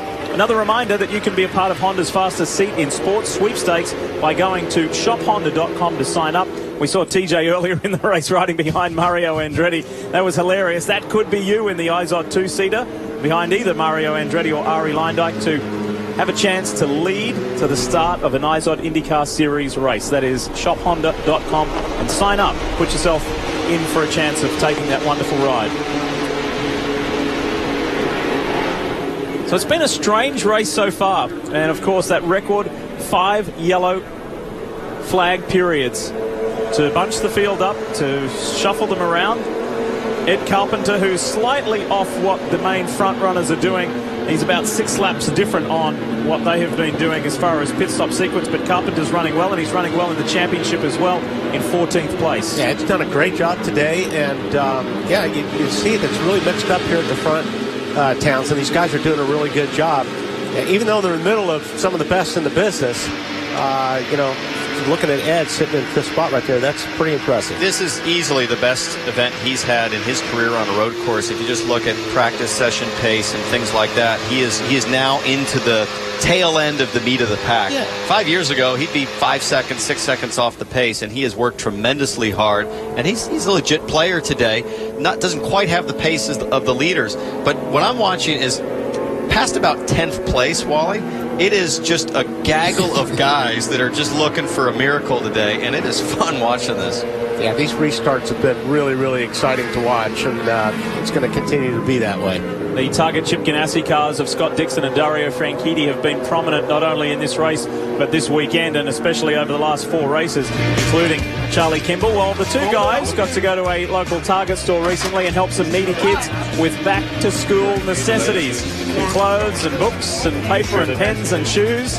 Dario's, of course, an uncle to his brother's Marino's child, and Scott, of course, is a dad of 2 with Poppy and Tilly, and they had a great time, and so too did the kids and parents. So well done, guys, doing a little bit of community service there and helping Target out, help some needy kids get back to the new school year. I know some of you have already started school. Some are about to start tomorrow. We wish you a happy schooling year. So we're ready to go racing, but we go and then we get pulled back, and we go and then we get pulled back. So what we like to do is sneak in as many breaks as we can while we're under yellow so we can show you more green flag racing. You're watching IndyCar on your home of open wheel racing. Command has been given. Row 1, let me know. Row 1 on. Live in-car cameras. 4-in-1 mosaic. Having your heart race as fast as theirs. Hey, good for green. That's powerful. Download IndyCar 13 now, only from Verizon. Whoa, what do you got there? Berry pomegranate Mio. Do I just squirt a little? Or you can squirt a lot. Really changes your water. It changes everything. Mio, squirt some. He's a 20 years straight, get to work on time. He's loved one woman for all his life. Everybody knows he ain't just tough, he's strong. The all-new 2014 Chevy Silverado. Strong for all the roads ahead. Your car may have been born in 1997, but give it a new set of Firestone tires, and it could feel like it's fresh off the lot. Whatever you drive a Firestone. So 49.5. Dreams come true at the world's largest collector car auction house, Auctions America Auburn. Thursday at 8 Eastern on the NBC Sports Network. All summer long, experience the thrill of thoroughbred racing at its finest from the place where it all began. Summer at Saratoga, Saturday at 4 Eastern on the NBC Sports Network. Back in wine country here in Sonoma. Great to have you with us live on NBCSN. Ready to go racing. Justin Wilson at the front. He is out of pit sequence compared to the guys behind him like Scott Dixon and Will Power and Dario Franchitti. Yeah, I know we've kind of been talking about this. I still don't know why you wouldn't come in now. You're on 10-lap older tires, and you're still going to have one more stop. Well, I'll give you a quick update, and that is that for Justin Wilson, he's not yet in the window that he needs to make it in 2 more stops. So he needs about 8 more laps to get into that window for this all to sort out. Boy, with all these cautions, I'd roll the dice, get my stop over with, and hope for the best. Yeah, given that we've had a record number of cautions. Are you ready to go racing? We certainly are. It's round 15. This is the GoPro Grand Prix of Sonoma. Justin Wilson and Scott Dixon on that front row. Let's go. Wilson off to a flyer as he did before, but Dixon goes around the outside. Look at Scott Dixon. He really wants to win this championship. What a move. He wants that clear track ahead and put Wilson between he and Power and his teammate. That was awesome.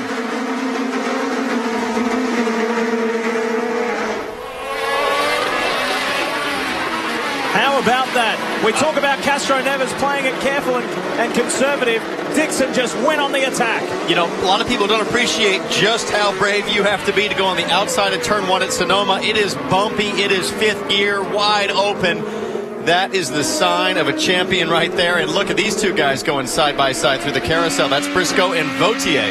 We saw Vautier run wide on the exit of the carousel. This is Ryan Briscoe. He has been on a charge ever since the original start, starting from 22nd. Ray Hall on the inside. Oh, narrowly avoids contact with Kimball. Trying to make up for positions. And Lee, we're hearing that they're going to be black flagging Saavedra, car number 6. Yeah, that was a carryover from the last restart. They didn't get a chance to bring him down the lane. So that one's a carryover for Sebastian Saavedra in the True Car entry. So scrambling for track space. Ryan Hunter-Ray caught back in the pack after being off sequence in the DHL Andretti Autosport Chevy. Simona Di Silvestro and Ed Carpenter there. I mean, I think you're going to start seeing, again, I question this call, but I think you're going to see Wilson starting to slip back. He's got much older tires than these other guys right now. And let's watch Will Power here. He just got around Wilson, and he is on a charge. He needs a race win like a tiger needs a piece of meat. Let's show you how Will Power got around Justin Wilson. Talk us through, Wally. I'm sure Wilson's loose. He's not getting the grip down coming off the corners right now because of, the rear tires having a lot more miles on them than everybody else. So I'm sure his hands are full. Will Power still in search of that elusive win in 2013, Marty. And Lee, on the radio, Tim Cindric knew that Will Power had to go. In fact, he came on the radio and said that you got to get around Justin Wilson. Why? Because both he and Scott Dixon have not had the primary tires on in this race. That's why Dixon was so aggressive trying to get the lead. They have those softer red tires on. They're much faster than those primary tires. He's trying to gap as much as he can as Scott Dixon. So Will Power had to go and had to get around Justin Wilson. And did it very effectively. About to tick over to lap 37 of this 85-lap race, so edging closer to the halfway mark on a beautiful afternoon in California. Dixon leads to the tune of 1.7 seconds over Will Power, Justin Wilson, Dario Franchitti, Elio Castro Neves, and despite being caught up in all the drama, Marco Andretti is still in 6th place ahead of Simon Pagenaud. Whoa, that's Graham Rahal getting by sports car race Lucas Luer. And Graham Rahal on the charge. He knows he's got a good car. He's frustrated about what happened earlier. He's trying to take back real estate that he feels is rightfully his from earlier. That was for 18th position, incidentally. There's Ryan Hunter-Reay immediately ahead of him. Can't wait to hear Lucas Luer's thoughts on his first IZOD IndyCar Series race. He has been in the thick of it today. Talking about a guy who's an FIA GT1 world champion, a multi-time American Le Mans Series champion, including leading the P1 class this year. He's won Sebring, he's won Le Mans, he's won just about everything there is to win in sports cars.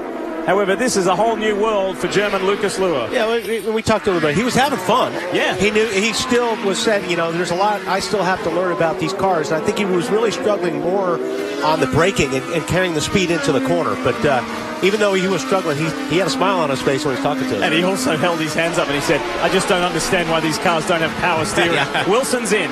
Justin Wilson finally pits. So, Wally, perhaps he should have taken your advice and taken it on that last yellow. Be wide open to it. Maybe, I don't know, maybe something that'll turn out for their strategy on their pit stops. But, boy, I would have much rather taken that yellow or that pit stop during the caution and not lost this much track position. Yeah. And, Wally, that makes a very good point. But I think what they were worried about, they were worried that if the race was to go green the rest of the way, and they don't go for the debris right away. I'm surprised now they go up to the right front and finally get rid of that debris. It's another stint for Justin Wilson. Just over 9 seconds, and he stays on the red sidewalls. Now, he will only have to stop the same number of times as everyone else now. But obviously, as you hear from the pits, he has to stand on it.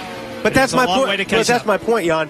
Now he's just backward. Now he's doesn't have the track position, and he's on the same strategy. And there's a huge gap to the field. There's a huge gap. I think I would have rather thrown the dice, hoping for some cautions for the better track position. That's all I was trying to get to. And here is his young teammate, the rookie James Davison, who is ahead of Ryan Briscoe. And Davison is the biggest mover in this field. He's made up 18 positions. Really impressive job this guy is doing. I mean, really, this is fantastic. One guy to talk to. Wally, this guy is here on a wing and a prayer. Yeah. I mean, this thing came together last second. This is a tiny team, and this is a guy that is driving around in a beat-up old truck to races, and he's hanging on. Great pass by Briscoe, but like I said, Davison running 7th, now 8th, but looking strong based on his tire strategy. He's got a great attitude, too. He's a fun guy to talk to. He was so happy to be here, have this opportunity. Motorsport is in his blood. His grandfather, Lex Davison, was a Formula 5000 champion. His dad, John, was a long-time race promoter at the Sandown Raceway in Victoria and Melbourne. His dad, through some contacts, found some extra finance and was able to help James get in this seat this weekend. And he said, look, all I hope to do is do what I did at Mid-Ohio, stay clean, and bring home a good car for Dale Coyne Racing. Well, James, you're doing a lot better than that. You're up in the top 10, and you're on the same pit stop strategy as these front-running heroes. Dixon is your leader, and this is huge for him. He needs to do this to keep his championship hopes alive and better and really start to put the squeeze on Elio Castro Neves. It's time to go through the field. GoPro takes us through the field, and we start with Marty. And Lee, about 9 laps before Scott Dixon does decide to come down pit road, clearly coming in and showing how aggressive he is willing to be to get that championship lead, maybe even today. You know, the Ganassi cars were so good in the open test here on Wednesday. They actually ran about 5 laps in the morning, left the property, went to lunch, and then came back in the afternoon. That's how good those Ganassi cars are, showing it again today here in the race. Will Power running in second. They told him, pick up the pace. You got to get to Dixon if you can. They want to go about 1 lap longer if they can when Dixon does decide to stop. Dario Franchitti behind him. You know, he went 3.5 months of the season with no podium. He's had 3 in his last 4 races, trying to get up there and get his first win of the season, Kevin. Solid run for Helio Castroneves, but he was hugely concerned after the morning warm-up. 16th quick, he said the car just wouldn't turn. They had to take it back to the pad, couldn't find what the problem was. And ultimately, something was broken in the steering column from an off in qualifying yesterday. Fixed. So far, so good, Marty. You know, Kevin, Marco Andretti does not have that win this year, but he has 5 straight top 10 finishes. That's why he's 4th in the championship standings. And once again, he finds himself in the top 5. They do think the wing is broken a little bit, but they keep telling Marco, listen, you're fine. You're the 3rd fastest car almost every lap. Jan? Simon Pagenaud trying to see if he can stay with Marco Andretti. The situation for him, these yellow flags actually have not worked in his favor because he feels that his car is better on long runs. Other people's tires wear. He says mine doesn't, so he's hoping for long runs of green. Strong run for Ryan Briscoe. The only time this weekend the car hasn't been good, qualifying. Certainly very unfortunate, but good in all the sessions and today as well. And by the way, Oriol Survey is going to be in the car at Baltimore, and for the rest of the season, we can confirm for Panther. Next, behind him, James Davison. We've talked about the great run he has had, just his 2nd IndyCar race after mostly being out of the cockpit for the last 4 years. Just wants to get to the finish. Jan? Tristan Vautier, of course, is the teammate to Simon Pagenaud. They run a similar setup, but he said they drive much differently. I like to slow the car down and work on my exit speed. So, yes, we can use the same setups, but different approaches to the corners. Now, talking about teammates, Simona Di Silvestro, who's behind in this position, has been trying to work through some of the setups for Tony Kanaan. But in the meantime, let's get to Marty. You see Ryan Hunter-Reay at the very front end of pit road, the first pit stall. They're trying to pit a little bit earlier than everybody else. You see him putting on those alternate red tires. These will be much faster. They're hoping to make up lap time. You see him leave pit road. You hear Michael Andretti saying, go, go, go. Go as hard as you can. They're trying to make up lap time. He only got guys from 21st to 16th, but he did use the primary tires. He's done with those for the day. I think that's a good call, Marty, to bring him in a little bit, because he can make up a lot of time on these guys now. Pit him a little bit early because those tires have so much more grip. Getting close to the halfway mark of the GoPro Grand Prix of Sonoma. This guy needs a good result, Ryan Hunter-Reay, to stay in touch with Dixon and Castroneves. Looks good from above, doesn't it? Sonoma Raceway for the GoPro Grand Prix of Sonoma, round 15 of the IZOD IndyCar Series, here live on NBCSN. Great to have you with us, and look what's happening up front. It's Ganassi versus Penske. You know, it went for so long this year before one of these teams scored a victory. It was Helio Castroneves in Texas to get the first win for both these teams, for either team, I should say. And now it's Dixon Power going at it at the front. There's only 0.6 of a second between them, and they've got a 4-second margin over the 3rd place Dario Franchitti. Marty? And Lee, this could come down to a duel on pit road as well. I wouldn't be surprised to see Will Power's team trying to go 1 lap further than Scott Dixon. And to add to all this fun, they're right beside each other, pitting right beside each other. So Tim Cindric and Mike Hull can literally look at each other and kind of go, hey, what are you going to do, dude? No, what are you going to do? This should be fun, because clearly Power a little bit faster than Scott Dixon right now. And this is something we didn't expect to see, because the Ganassi cars over the last few races have been so strong on grip and tire management. They've been incredibly forgiving. So to see Will Power catch is impressive.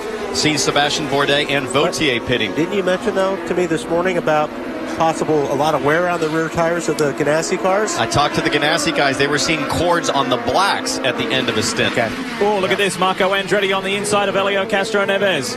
That's a nice move at turn 7. And does it easily. Pagenaud is in the mix. And then how about Ryan Briscoe hanging tough in 7th place? Remember where he started in 22nd. So it's been a productive day for the Panther Racing team. On board with the HP Honda of Simon Pagenaud, the team and the organisation Schmidt-Peterson, Schmidt-Hamilton Motorsports have announced they've just re-signed with HPD Honda Performance Development for the 2014 season. All right, Will Power is the first to blink. He's in.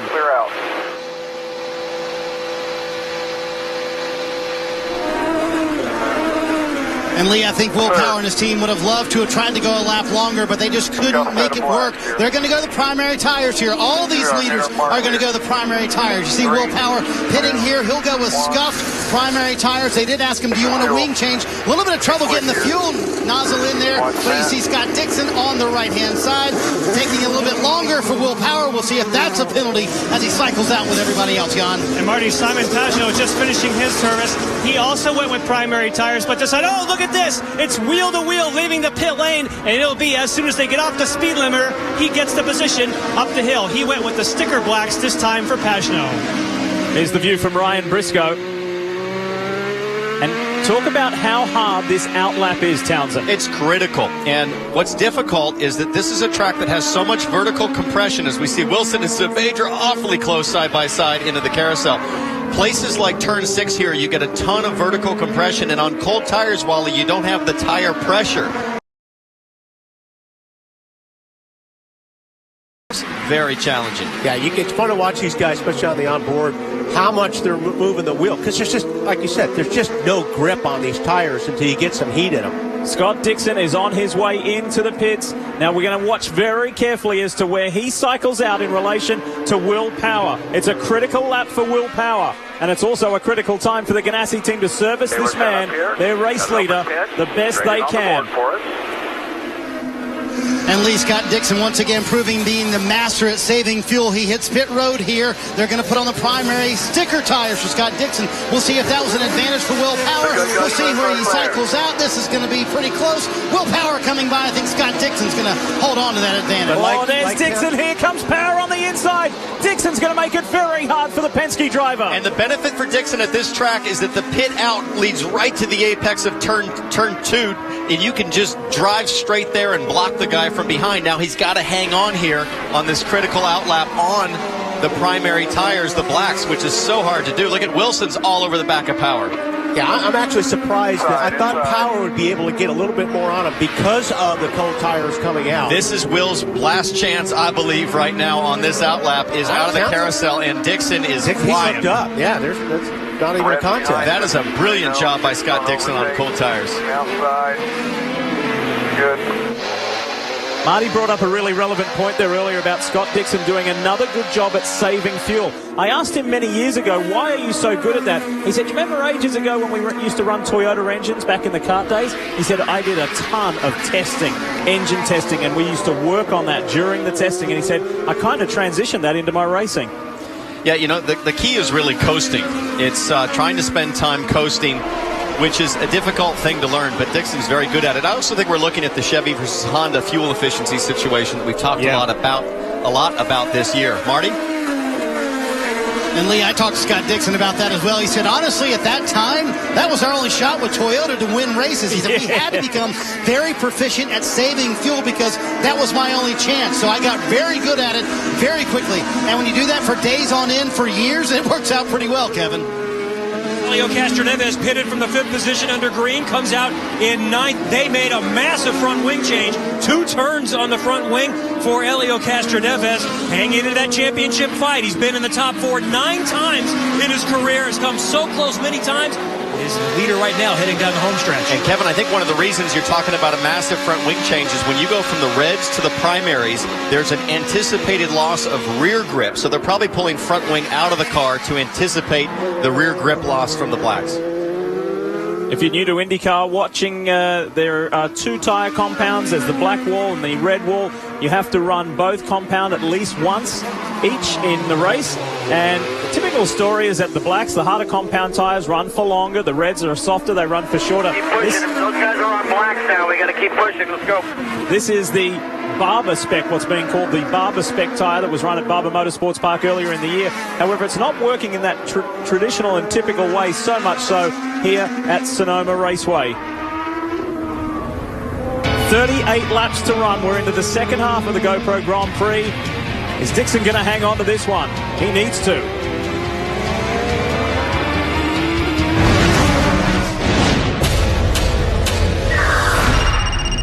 Where's my wife? She's fine for now. The bank has something I need. Steal it, and your wife lives. Get caught, she dies. I'm coming with you. I need to be told that she is all right. What are you doing? Stop the car. I'll do whatever I have to get her back. Getaway. Rated PG-13. Starts August 30th.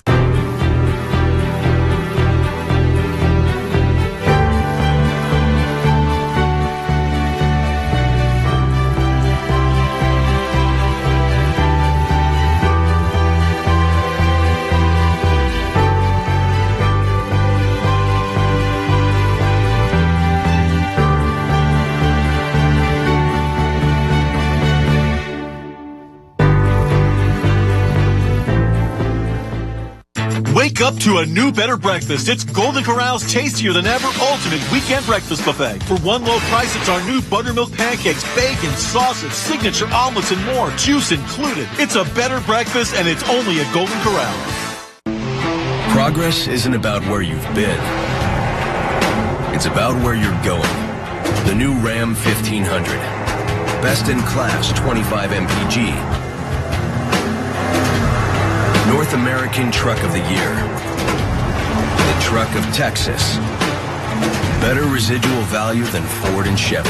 It's the fastest growing truck brand in America. Guts. Glory. Ram. Whoa. What do you got there? Berry pomegranate Mio. Do I just squirt a little? Or you can squirt a lot. Really changes your water. It changes everything. Mio. Squirt some. For those of you just turning on, want to be brought up to speed, it's been a wild old race here at Sonoma. Right at the very start, Charlie Kimball spun at the top of the hill. This is what it looked like from Graham Rahall's point of view. And that brought out the first of what has been 5 yellow flag periods. This is Sebastian Bourdais at the restart getting into the back of Marco Andretti. It has been frantic in this race today. We scoot ahead to lap 19 and check this out. Charlie Kimball around the outside of Hunter Ray to get back on the lead lap. Fantastic move from Charlie. We see a little more chaos at the back. Here's Graham Rahal checking up. Marco goes to the outside, Simon to the inside, and Graham is a ping pong ball bouncing off the cars. Big contact, has to replace his front wing, able to keep going. Ahead to lap 26, and watch this wild ride, Wally. Yeah, the restarts have been, they've been plenty of action. Hinchcliffe gets sideways, lost a lot of ground on that restart. But like I said, the restart's here. See Dixon on the outside. Takes the move, takes the position from Wilson. And that was one of the boldest moves we have seen today. Sebastian Saavedra has pitted for his Dragon Racing team. He's been in the mix today. He's been running well. He's been up front. He's had a penalty. He's been in some collisions. It's been a pretty interesting day for young Sebastian Saavedra, who drove well here last year in his first appearance as well. So meanwhile, up at the front, Tony Kanaan, James Hinchcliffe going at it. They are out of sequence in regard to the rest of the guys. So they last pitted on lap 31. Hinchcliffe pitted on lap 30 in comparison to Scott Dixon, pitted some 15 laps later.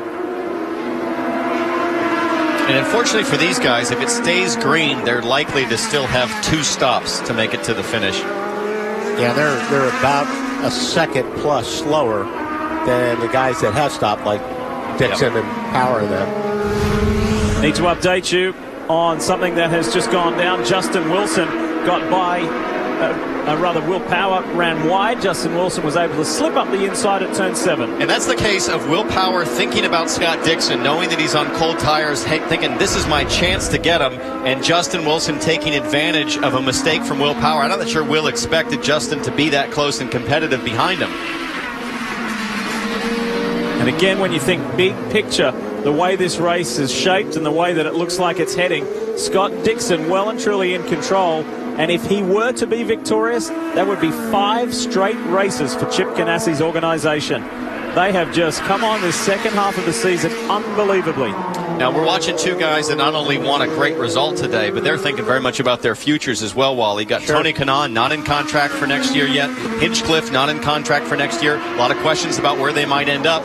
For right now, we know Kanaan's going to end up in pit lane, the first guy to stop. And if you weren't with us a little earlier, set up, open pit in.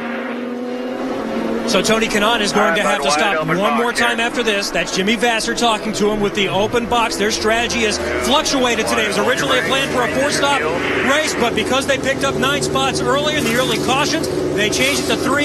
Here in the last 10 or 15 laps, they've been thinking either way. If they got a lot of caution, they were going to try to make it the rest of the way, but it's going to take a ton of caution for them to get there. He does have sticker red, so the idea here is to make up some time. Tony Kanaan celebrating his 211th consecutive open-wheel start, drawing level with his friend and co-owner Jimmy Vasser here today. He comes out in front of Ryan Hunter-Reay, so that's down in 14th position. Man, you really feel for Hunter-Reay here. You know, starting at the front, went with an off-strategy situation there. At least his team called him in. You could tell that he was hesitant about it. Now he finds himself buried deep in the field, just trying to do anything to get back to the front. Yeah, he has not been able to put the numbers together here. I mean, his best finish is an 8th spot. Just watching Ryan Briscoe get a little wide there at the exit of the carousel, and Sonoma gets a nice run. Good pop to the inside, makes the pass.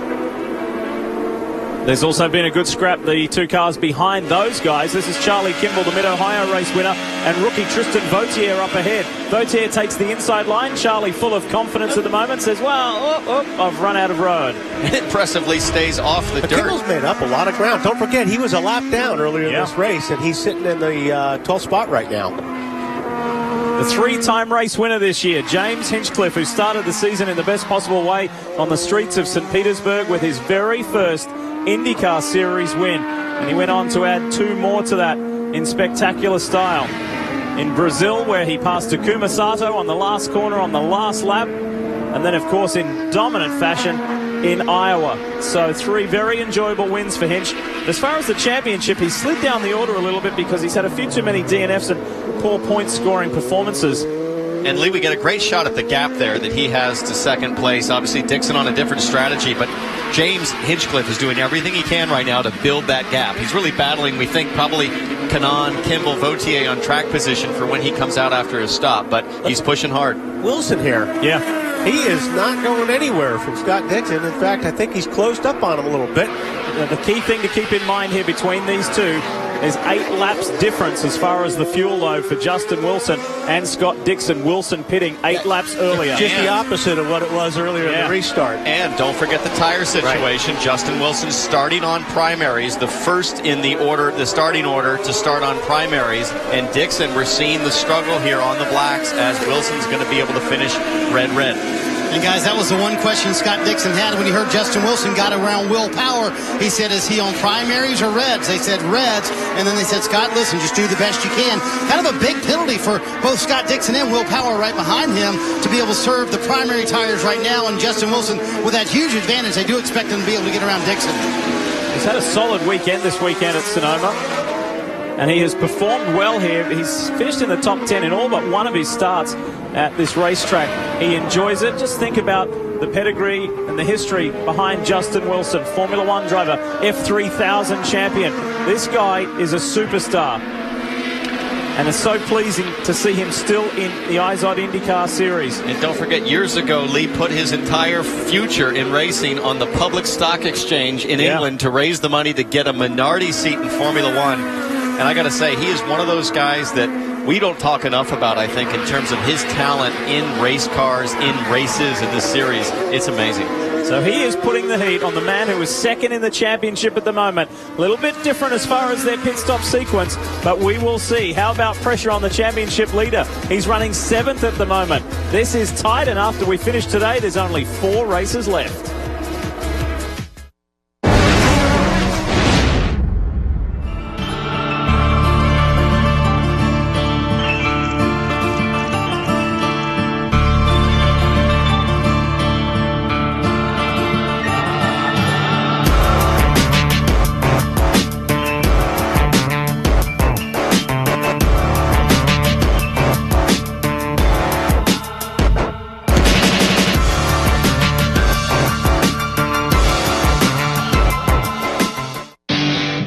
185 years, Irwin has been making professional tools for professional tradesmen. Today, Irwin Tools salutes those who build this nation with their bare hands. Join Irwin in celebrating National Tradesman Day to say thanks for a job well done. A man and his truck, and a broken fence, and a lost calf, and the heart to search for as long as it takes, and the truck that lets him search for as long as it takes.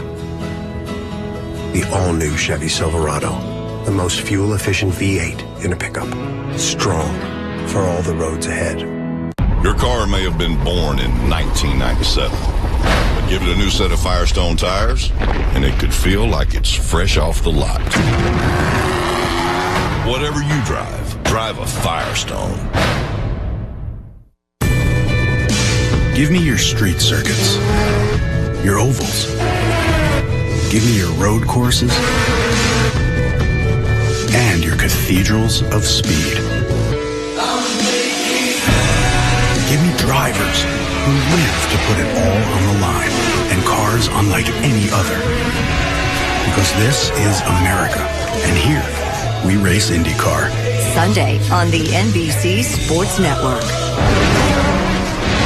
In the break, James Hinchcliffe stopped to have his GoDaddy machine service from the Andretti Autosport team, and he has gone from leading the race, and he cycles back out behind Simon Pagenaud, ahead of Simona Di Silvestro in 8th position. We welcome you back to our live coverage on NBCSN. This is the GoPro Grand Prix of Sonoma, and we check in with Jan Beekes.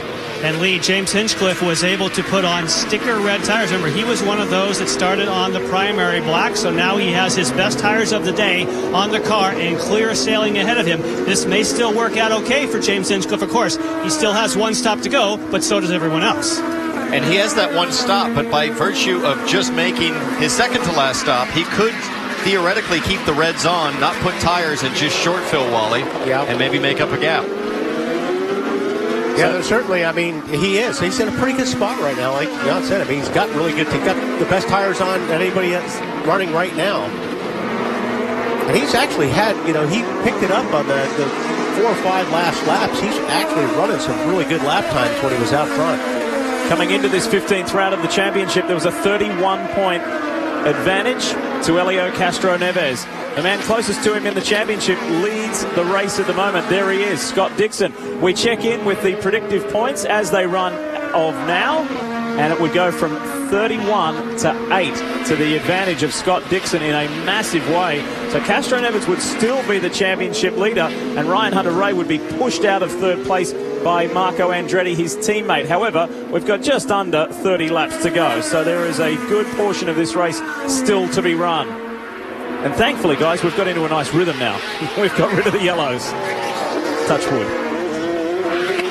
Well, they say cautions breed cautions. Yeah. We've certainly seen that today. But this is a fascinating battle. Watching Justin Wilson just work away. And again, I'm just debating, has Wilson decided I'm just going to take advantage of the high grip to allow myself to save as much fuel as I can to go longer, or is he still trying to get by, Wally? I'm going to say he's going to try to get by. That's Justin Wilson. The way you can just see, he's just really kind of sized up Dixon here, and he's waiting for one little slip up, which Dixon doesn't make often. We're hearing Wilson's going to pit in about 3 laps. One of the best ways to get by at Sonoma is to just kind of show your nose constantly and see if you can get the guy in front to make a mistake, trying too hard to stay ahead. And think about this, guys, too. Justin Wilson, while everybody else has been on vacation, has been in the groove, in the racing groove. The last 2 weekends, he's been competing in the Rolex Grand Am Sports Car Championship for Mike Shank Racing, partnered with Gustavo Jacquemin. Not super results. He had a 6th and then a 14th, but nonetheless, he has been in the racing mode while everyone else has been on a mini summer break. Scott had gotten through the carousel very well. You can see he pulled about 3 or 4 car lengths through the carousel, but boy, Wilson made it all up on braking. I think you're right. Wilson wants to get by. One of the things I overlooked is that they're 8 laps different on strategy, so there is no fuel save there. Good run from Justin Wilson. Nonetheless, it's allowed Will Power to gather up a whole lot of ground on them, hasn't it? Yeah, but you know what? If you look at it, Dixon's car is a lot better right on the newer tires. When it comes to a long run, we saw it the last time. Power made a ton of ground up, at the end of the run, and we're seeing that happen exactly right now.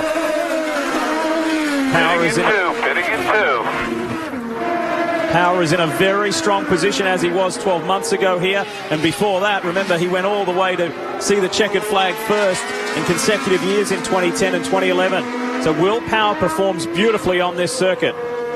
Which if this plays out and we stay green, I think Power's in the better spot because his car is better on the longer runs. I agree with you, Wally, but he also didn't get the same mileage Dixon did on the last stint. Dixon was able to go one lap longer, then came out and blocked Power straight out of the pits. Yeah, so I think Power's got to try to get around here, or else Dixon can stretch it again a little bit longer. Yeah, but what I'm saying is if after they make their pit stop, if they've got the same gap, when we get down towards the end of the race, Power's car is a little bit better. No question. Yeah. And that's the one thing they keep talking about on the 12 car. And also the fact, remember, they had a little bit of a slower stop than Scott Dixon did last time. If the 12 team executes this time down pit road, they'll both be on those softer red tires. This could be a fantastic battle for the win. And just to highlight the violent nature and just how fast this Sonoma Raceway is, let's take a ride with Will Power and enjoy the run through turn 1 and up the hill, and then turns 3 and 3A. It is quite something else. Turn it up, have a listen, have a ride, and enjoy.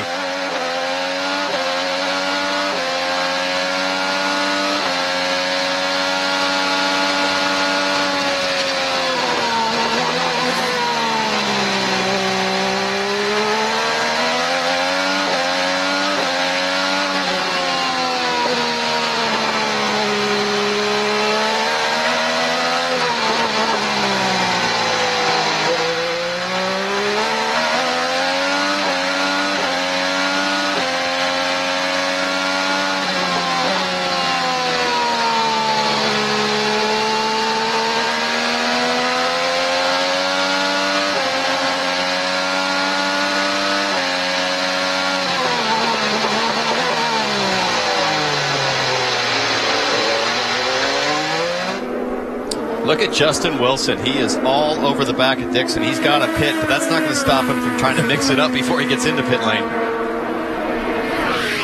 It's an enjoyable lap, isn't it, around Sonoma? And that was cool with Will Power. Now try doing that 85 times, the best you can, the fastest you can, and fending off the competitors. With 26 laps to go, a little further back in the pack. And James Davison there gives EJ Vizo plenty of room up at turn 7, where we've seen multiple collisions today. And then the same corner, look at this. James Hinchcliffe attacking the championship points leader, Elio Castro-Neves. Yeah, these guys are really sitting ducks right now because Hinchcliffe's got on such better tires. And they put themselves in a very good position. But you can see Castro-Neves knows, man, I can't afford any contact. I've got to finish. I might not win today, but I need to finish and get as many points as I can. Keep this thing in one piece. Yeah, absolutely. He's got to finish. You're absolutely right. But boy, every time somebody goes by, you're looking at that point gap get smaller and smaller. And if I'm Hinchcliffe, I know Castro-Neves' mindset. Oh, absolutely. So I'm like, man, this guy's got to finish the race. I'm going to throw it in there. I know he's going to leave me room. He's going to give me plenty of room. Elio has dropped down the order to 7th at the moment. Simon Pagenaud is the next one, looking to snatch that spot from him. Hinchcliffe has already caught his Andretti Autosport teammate Marco Andretti. Look at the green machine on the attack. Hinchcliffe is powering. A couple more. Turn 7, he's haunting his teammate on the inside, where he was a lap ago. Nice move. Hinchcliffe ticks another one off. Fresh tyres, and he is on it. You know, looking at that championship score, if we were to finish as we are right now, I'd just blown away by Marco. P3, if we finish this way. He hasn't won a race, but he's just been there race after race. Here's Wilson in pit lane. With 25 laps to go, Jan Beekers is standing by. There'll be some radio chatter as he comes and makes his way around towards the far end of pit lane. I have good news for Justin Wilson. He has his favorite set. This is a brand new set of sticker reds waiting for him. Wide open. But he will need a full load of fuel. 2, 1, right on the mark. So look for the stop to be around 9 seconds. Scott Dixon, because he stays on course, won't need to take as much fuel. See, they had to wait for fuel. So that was about a second and a half that they waited on the fuel. If Scott Dixon stays out on the racetrack, he won't have to wait that second and a half because he won't need as much. And look at all those cars sweeping by, and James Davison, his teammate there, just gathers it up. Watch this. Watch the refueler. Yeah, if you look at the refueler here, watch him struggle to get that probe in there. And that's maybe not even a second, but what a penalty on a green flag stop. Well, despite having those softer red, you see Ryan Hunter-Reay on pit road. He was not able to make the progress they would have liked, and they too were fuel to get in the car. They only made it up to 14th on that run. Remember, he's a third player in the championship game. Could be a big day for Ryan Hunter-Reay and losing points here at Sonoma. And shook his head as he was exiting his pit box. Frustration for the man who qualified well, was running up the front, and that opening pit stop was what did the damage. And he comes out behind J.R. Hildebrand in the Barracuda Networks car. Here's the man up front, Scott Dixon. He's got 1 second over Will Power. The big names in the big positions going for the win.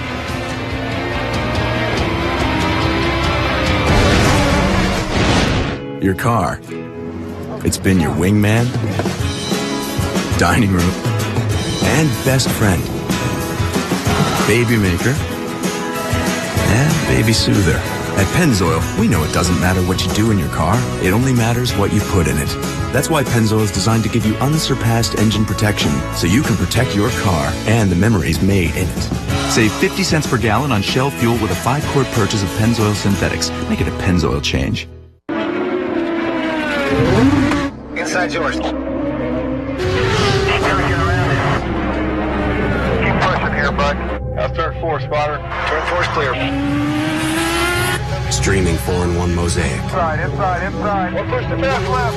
Be smart here. Live pit crew chatter. Riding shotgun from green flag to checkered. That's powerful. Download IndyCar 13 now, only from Verizon.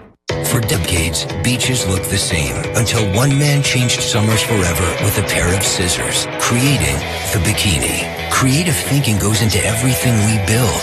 This is the Mazda way. So at the Mazda New Model Celebration, you'll find our newest models, not closeouts. With our latest technology, innovations, and bold designs. See your Mazda dealer today. See the all-new revolutionary Mazda 3 in dealerships this month. What do you drive? Longhorn knows for great taste, nothing beats your favorite, like our juicy outlaw ribeye, Parmesan chicken, and grilled salmon. Come taste your favorite tonight at Longhorn Steakhouse. You can't fake steak. Visit LonghornFavorites.com now for an exclusive free appetizer coupon to go with any fresh favorite. Whoa, what do you got there? Berry pomegranate Mio. Do I just squirt a little? Or you can squirt a lot. Really changes your water. It changes everything. Mio, squirt some. Live in Sonoma, and the troubles continue for Joseph Newgarden. You saw him stationary on the side of the track. There's a flurry of stops in pit lane. Marty? Impressive day for Charlie Kimball. He was dead in the water on lap 1. They're waiting on the fuel. He ran his way into the top 10 after being a lap down. Caution out on the racetrack now, and that's a huge break for Charlie Kimball and all these guys who just pitted right now. We'll see how this one cycles out, Lee. Wow. And all of a sudden, here come the guys who are running in the top 2. Dixon Power on the lane. This is the race for the race. Marty? And guys, this could be the race. They did make it to pit lane. Both Will Power, who you're riding along with, and Scott Dixon. You see him right in front of him. They will pit literally front to nose to tail. Right here as Will Power hits his stall, Scott Dixon hits his stall. Neither driver wants changes on their car. They'll both put on stick air red tires and see who can win the race off pit road. Remember, Power's guys had a slow stop. Whoa! Dixon will hit the race, and he hits a guy from Will Power's crew here on pit road. I think at least 2 are down. Tight pit there. I mean, you could see that coming. Oh, you hate to see that. Good to see them both up, at least. And you very rarely see that. That was nasty. And that will most certainly. But yeah, Power was. I mean, he had to get around Dixon to get in the pit. If we look at it again, I mean, Power may have been out a little bit more. You know what I'm saying? It was really the right rear guys were pretty far out. Take a look at it. But I mean, that just illustrates the anxiety of everybody. Let's watch this here.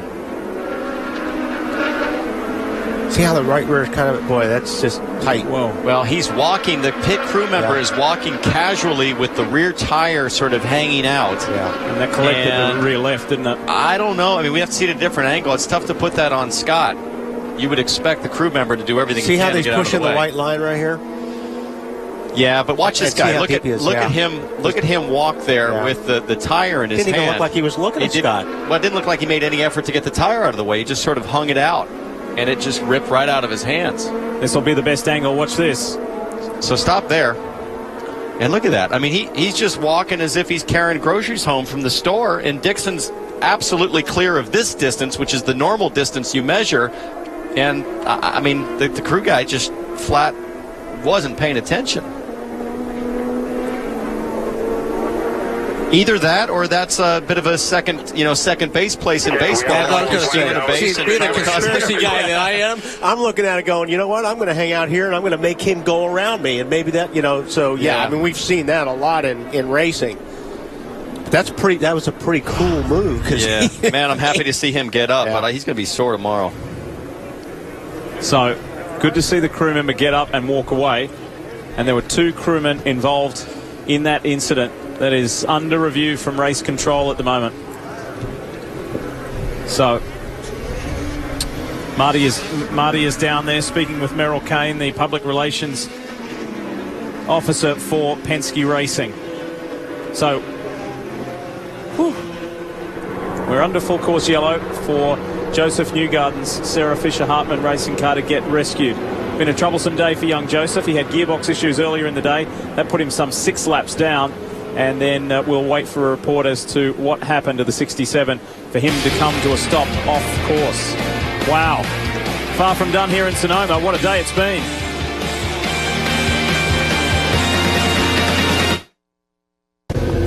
Beautiful day here in the Sonoma area. It is about 19 laps left in the race here. And interesting pit stop for Will Power and his guys. It actually wound up being 3 crew members who were hurt in that incident. Travis Law was a tire carrier, and his injury actually didn't happen when Scott Dixon hit the tire. It was when he hit the ground. He hit his right elbow. Damon Lopez, the assistant fuel guy, hurt his left ankle. You're looking at Jeremy Baker. He actually was hit by an air gun that whipped out when Scott Dixon went around them. So that is what Jeremy is holding ice on his left leg, as you can see right there. But all of them say they are fine. And in fact, Travis told me it's pit road. We kind of expect it once in a while and haven't been hit in quite a while. So obviously everybody okay. They will be fine to continue the race. Lee. Thanks for the update, Marty, and good to hear that the guys are okay. It is still under review in race control, and we'll update you. If you've just joined us, it was a fairly frightening looking incident involving the gentleman that Marty just told us about. This is Scott Dixon exiting his pit box, and this is Travis Law holding the tire, and boom. Yeah, I would certainly not put any blame on Scott Dixon for that. None whatsoever. I mean, whatever comes in the review comes of it. I mean, Scott didn't do anything wrong there. So you rejoin us under our sixth, that's right, full course caution. For the first 33 laps of this race, we had 5 cautions. For the next 31, we had none. And now we've got our 6th full course caution after Joseph Newgarden's car had been rescued. So it sets up for a nice last 19 laps, doesn't it? It certainly does. And to think we made it through a Toronto and a Mid-Ohio with no cautions. That's probably the biggest miracle of the season after watching this today, but this should be just a blast to watch these guys go at it. Getting back to, a little bit what we were talking about earlier, I think these caution laps play into Dixon's favor. I thought if it went green for a long time, we'll take a relook at. I'm going to take you back and show you another angle of this incident and draw your attention to how deep in the box the 12 is. Yeah, those boxes, though, are those painted, Wally, for the NASCAR race? Because what I'm looking at is this T right here. That T is the tape that is laid down by the Penske team that defines where Power should start, stop. But that's the fuel line. So that's where they've been set up all day long. Well, they may have set it up. See, here you can see those white lines are for the Cup race. They are not for the IndyCar race. And Townsend, you're correct. You can see the very end of Will Power's pits, and right where that target sign was is where Scott Dixon's pit actually begins. So they were actually kind of in the middle of their pit box. Anyway, getting back to, I think this plays into Dixon's hand right now because of the tire situation we talked earlier. The more caution laps these guys run, the better Dixon's going to have it now. I think Power had the advantage if we had a long green run. And 3 of the top 5 runners are winless this season. Regardless, turn one's going to be fun. Yeah, it will be. So, turn 1, how about turn 3? How about the hairpin? I mean, it's going to be a heck of a first lap. So Will Power's going for it for selfish reasons. Dario Franchitti's going for it for selfish reasons. And Justin Wilson going for it as well. It's going to be good. For Dixon at the front, it's all about championship, and he is closing the window on the man running 6th at the moment, Helio Castro-Neves. And with only 4 races to go, this is going to be fascinating.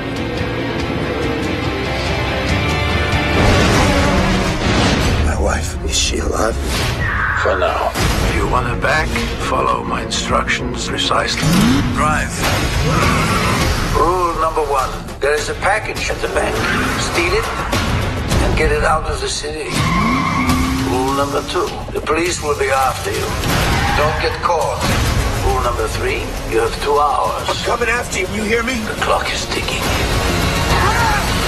Getaway. Rated PG-13. Starts August 30th. I don't drive a race car every day, but when I do, it has to be ready. At the race shop or at home, that means Deltran Battery Tender. Deltran battery tenders don't just charge batteries, they automatically switch to a smart maintenance mode that keeps your battery at its peak charge. With protection from overcharging and easy to understand LED indicators, Deltran battery tenders maintain my most valuable equipment. If you can't start it, you can't drive it.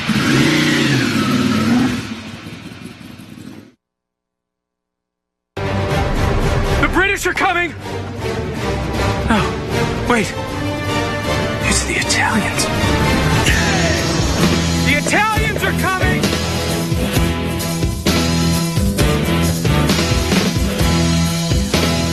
The 5-passenger Fiat 500L. It's a big new world. This is going to start a revolution. Tottenham Hotspur's new manager.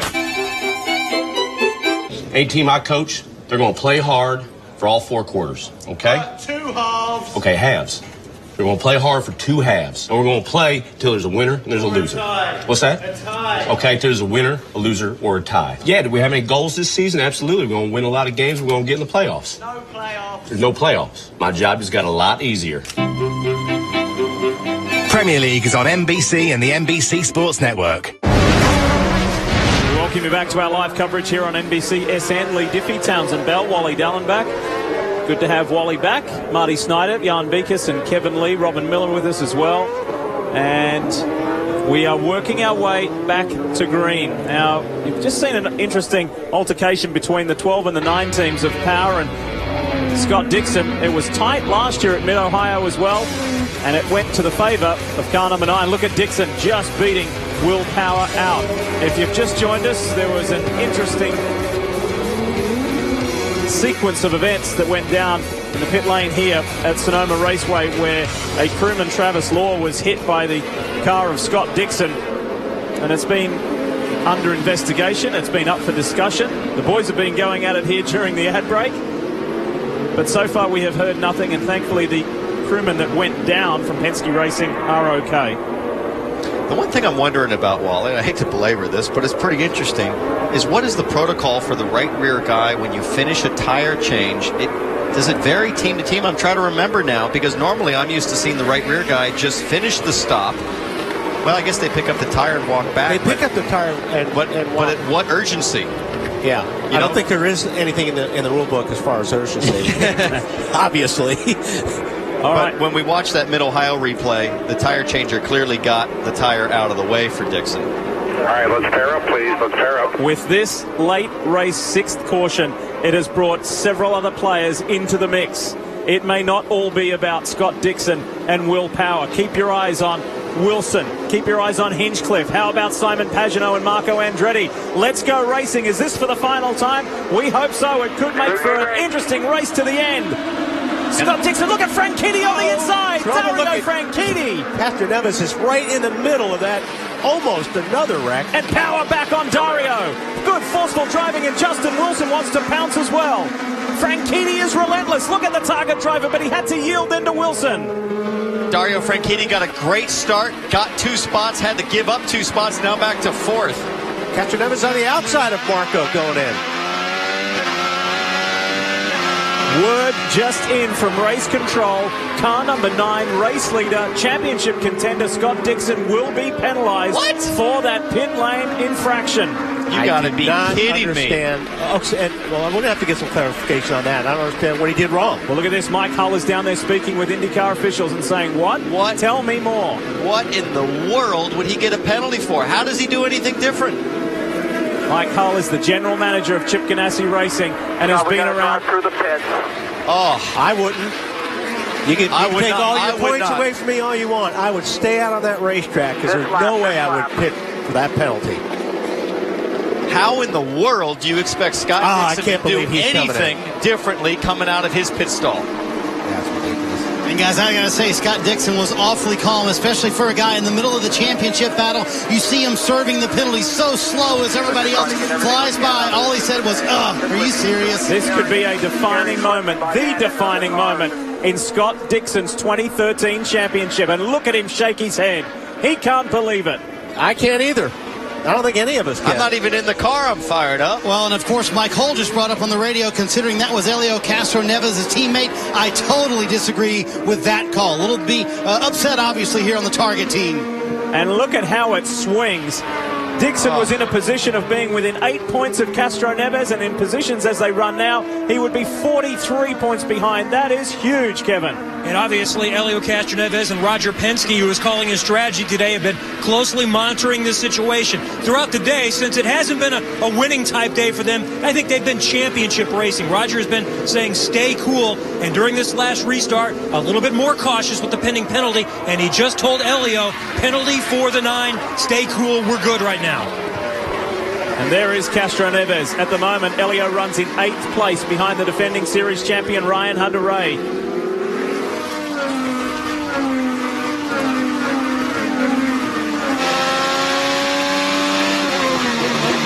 Let's take you back to the restart because it was fast, it was close, it was frantic, and Helio Castroneves had an anxious moment. Keep your eyes on this. Yeah, he's going to be put in the center here, I think. Yeah, right there. Oh, boy. Great job keeping that car straight. His right front was off the ground, sitting on the top of Marco's under tray. And as we've talked about all day, poor Helio's just like, man, another restart. Yeah. He has been in the middle of chaos. And on opposite ends of the spectrum, when it's your day, it's your day, and when it's not, it's not. It's not Scott Dixon's, it is Helio Castroneves. Hunter-Reay is hungry. He's looking for a way by the Brazilian. 14 laps to go on a day that's given us so much to talk about from Sonoma. Watch this, watch the yellow car. Here's the Andretti Autosport machine. Inside at turn 7, Castroneves argues the point. They go side by side. Hunter-Reay and Helio Castroneves, the championship contenders. It looks like they might have touched. And after that drive-through penalty, Scott Dixon is in 21st position, 19 seconds behind Will Power. And because of the situation, Castroneves, it's a different frame of mind right now. I mean, now it's like, okay, maybe I don't have to be so careful because the guy I was worried about is way behind me right now. Absolutely. Here's the move. Watch this, up into turn 7. It's been a real hot spot, as it always is. Hunter-Reay pops out early. He's got a bright yellow car to show Castroneves in the mirror, but Castroneves stays to the outside, and I think there was a little bit of rub there, left front to right rear.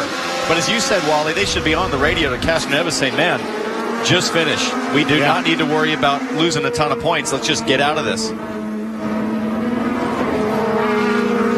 So with 12 and a half laps to go, think about Will Power for a moment. His last win came Brazil last year.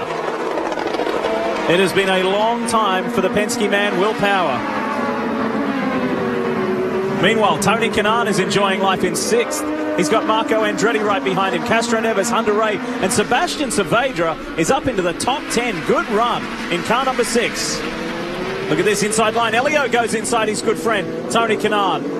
Like I said, all of a sudden Helio's on fire. Good job. You know, I think he was being careful this whole race, and now that Dixon is out of the picture, it's like, you know what, I'm going to go for it. Yeah. Good news. Inside, here comes James Davison on the inside to force his way past Simona Di Silvestro. Good on for James. And Wally, I think you're right. He's probably realized, man, I keep trying to protect all race, and all that happens is I end up in the middle of of just constant drama and carnage, I might as well just do what I'm used to, which is drop the hammer and go fast. And that's what got him here. That's what got him in this position. Right. Here's how it runs. Power is less than a second ahead of Wilson. Franchitti is third. Simon Pagenaud, James Hinchcliffe, that's your top 5. Good fights all the way down through the field. 12 laps to run.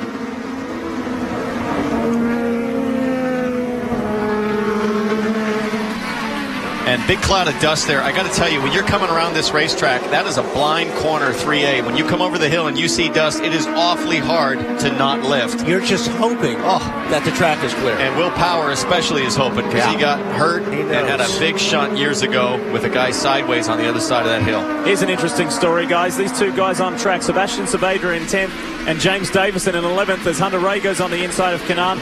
They used to share a house together. They hang out together. They're good mates. They go racing together, but they've never raced IndyCar this close together. So this will be interesting if there's an opportunity for James Davison to pass his good friend. No question. Now, there's an opportunity for Ryan Hunter-Reay to continue. He's got 12 laps left to go here, and he just got around Canaan. He's going to be flying to the front, see if he can get around Castroneves now. It's good. It's a good second half of the race for RHR. He's certainly in a position that he thought he may not have been when he was buried in the field earlier. Did a complete stint, and as high as he could go was 14th. At the moment, the defending series champion is 8th. He's some 12 seconds behind our race leader, Will Power. That's Castroneves and Andretti up ahead.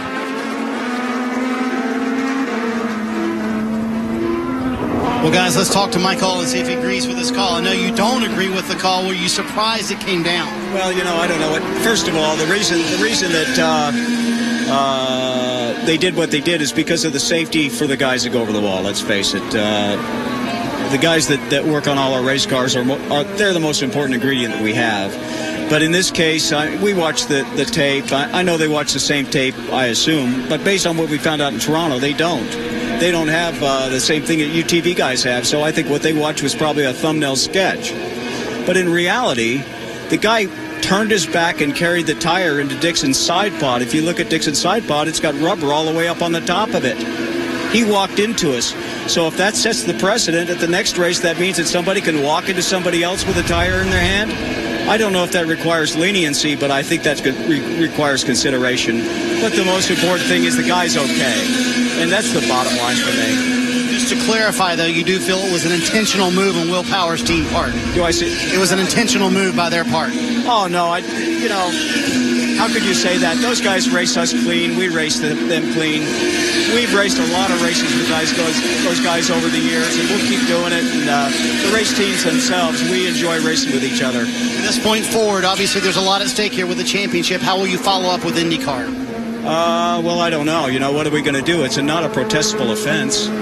So we don't really have a recourse. And the court of public opinion is going to be split on it. So, we'll just go to Baltimore. All right, Mike Hall obviously upset with what happened to Scott Dixon and the penalty lead, but this will be a rough day for that 9 team. Well, and the answer was very interesting from Mike Hall, because you saw the passion bubbling underneath, because that could have just killed Scott Dixon's championship chances, but then showing concern for the welfare of the crew guys. I mean, Lee, so what kind of precedent does that set, as Mike points out? So I see a nickel on the ground, and I bend over to pick that up, and I get hit. Is that a penalty? My shoe's untied. I understand the reason they're doing it, because they're trying to keep these guys safe on pit lane, which is the most important. But in this incident, the guy was not paying attention. And he made it as wide as possible. Carrying a rear tire off your hip instead of in front of your body is about that's 3-4 feet. So I don't agree with that. I mean, they're obviously going to call it the way they see it, but I just think that Scott got robbed on that. Yeah. It's going to be a point of discussion for a long time to come. So we're inside the final 10 laps. We're going to squeak in one final break and come back to take you to the checkered flag. Could Will Power, here he is, get his first victory in more than a year?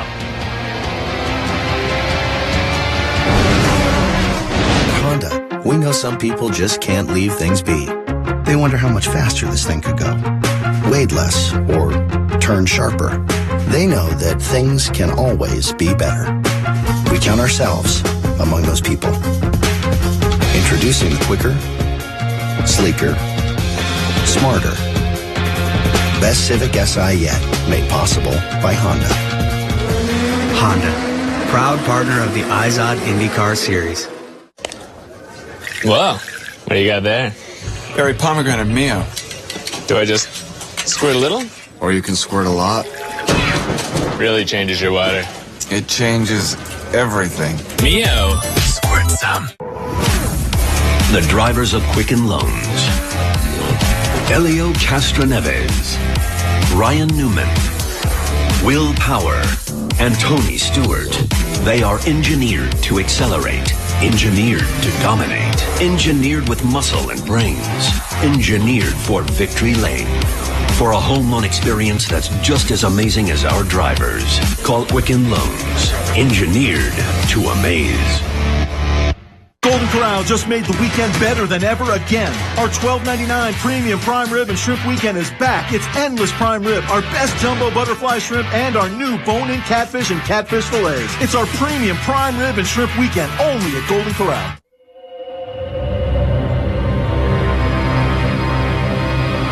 Introducing a car company that's never made a single car. Legendary durability. Impressive mileage. Firestone tires. So unstrap the saddle. These old stallions are ready to run. Again. Whatever you drive a Firestone. We're back live at Sonoma and drama. We're up in turn 7. Fancy that. Charlie Kimball, Takuma Sato, and Ed Carpenter. Can they get you going or anything? No. No, it's dead. And Charlie Kimball's front end is nowhere near the ground. No. What a scrappy day. Scrappy day here in Sonoma. And we are looking at possibly our 7th full course caution. No, stove. Okay, why don't you have more than anyone else? Keep going. Let's show you what happened involving these guys, and there may have been more cars involved that got away with it. I think Ryan Briscoe was in the mix. Yeah, here's Briscoe. A little bit of damage on the front left wing. He goes inside Simona Di Silvestro and James Davison. Oh, yeah, boom. he just clobbered Kimball there. Davison was lucky to get away with that. This is what it looked like for Charlie Kimball, the last round winner.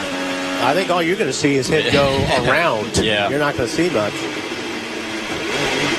And unfortunately for Briscoe, I've been in that situation before. He drove back and I was like, well, how did these guys get underneath them? That's how. I was just going to say, for Briscoe, all you're thinking about is maximizing your brake zone here with Simona, and you're trying to brake late, and then you just don't expect, to run out of road with Charlie. It's and like you said earlier, situation. some of these guys really laid apex, and he kind of squared it off, and I don't think Briscoe was expecting that. Yeah. There was one big winner in that mess. That was Graham Rahal. He picked up 2 or 3 positions, cut through on the inside of all of that, and was able to capitalize. So, we regroup again.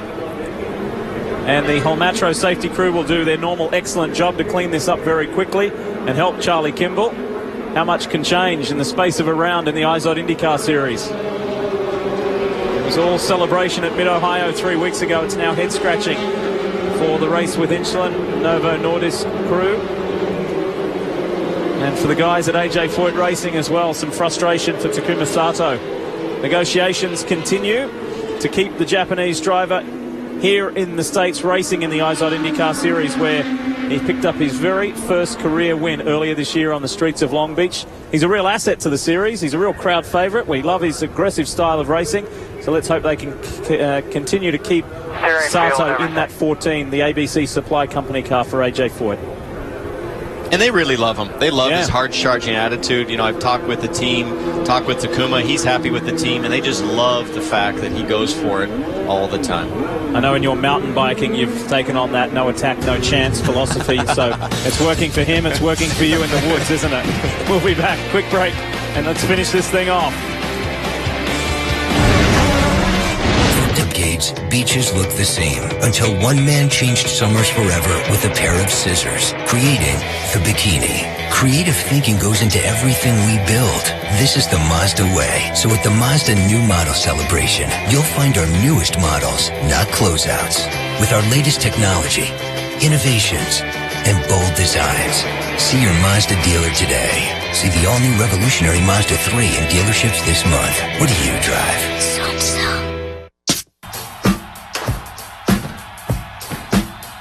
We'll never know if somehow, in some way, we can affect the outcome of a game. But when the clock's winding down and everything's on the line, we all believe.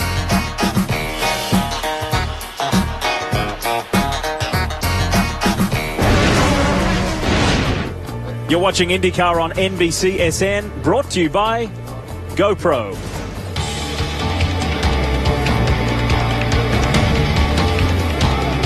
It's been a beautiful day. It's been a wonderful week here in California, but perhaps not the same adjective for this race, which has now seen 7 full course cautions. Now, as we saw a rule implemented at the last round, we were about to say that race control were about to move the 20 out of the way, because now in the last 15 laps on road and street course races, they move the cars not on the lead lap. Which I love that. I love that rule. Yeah, great rule. I mean, that was because I remember when it wasn't like that, and some of these finishes when you had 5 laps to go, it was just a mess. So it gives the guys, who earned to run for the lead, not have to get through guys that are lap down. Okay, so let's tell a balanced story. Marty spoke with Mike Hull from the Chip Ganassi Racing team. Now let's go on the other side of the fence to Penske Racing, and here is its president, Tim Cindric. Well, let's get his assessment. First of all, Tim, are your guys okay? And you've had a chance to talk to all 3 of them.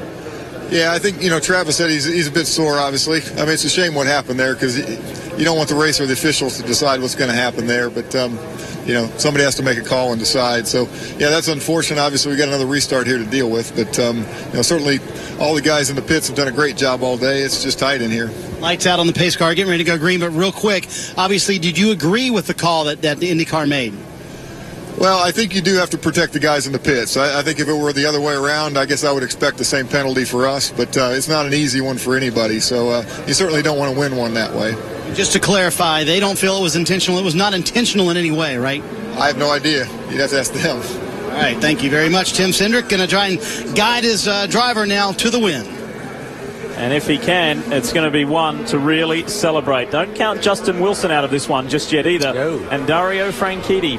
Another sneaky race from Simon Pagenaud, who is the quiet achiever in this field. Just goes about his work. He's got a win. He's got a second this year. Here he is. He was last year's Sunoco Rookie of the Year. An incredibly talented driver, the Frenchman, who just dearly loves the IZOD IndyCar Series. And this is when you do things that you won't normally do in the first, 8 laps of the race. Especially if you're Pagenaud guys like that. Wilson, you'll make some moves now. You'll throw the dice and go for it. And I just can't wait to see what Castroneves does again. I mean, another restart that he's got to deal with. He's got the championship buffer now, but he's got to survive this one. Here we go. Will Power, Justin Wilson. Dario Franchitti, Simon Pagenaud, James Hinchcliffe, Marco Andretti. Championship leader Helio Castroneves and Ryan Hunter-Reay. Tony Kanaan and Sebastian Saavedra. Where is Scott Dixon? This caution has helped him. He was able to move up with that crash to 15th place. Who's your favorite driver? Where are they? How is this one going to finish?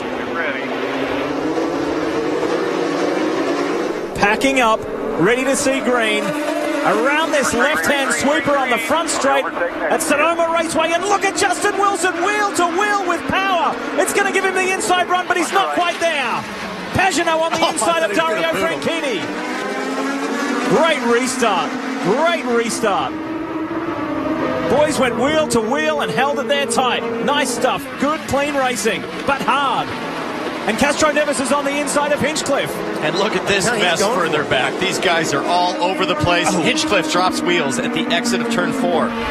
I think we have seen a new Helio Castroneves here in these closing laps, showing that just consistency is not going to win this championship. He's going to drive it to the front and take this championship for the first time in his career. No doubt. Scott Dixon off in the dirt at the exit of the carousel way back there. But yeah, you're right, Lee. I mean, Castroneves, he's decided, I think, in this race, no sense in being careful. Much better to push. Well, he decided it after Dixon got the penalty. I mean, obviously. Fair point. Yeah, he is.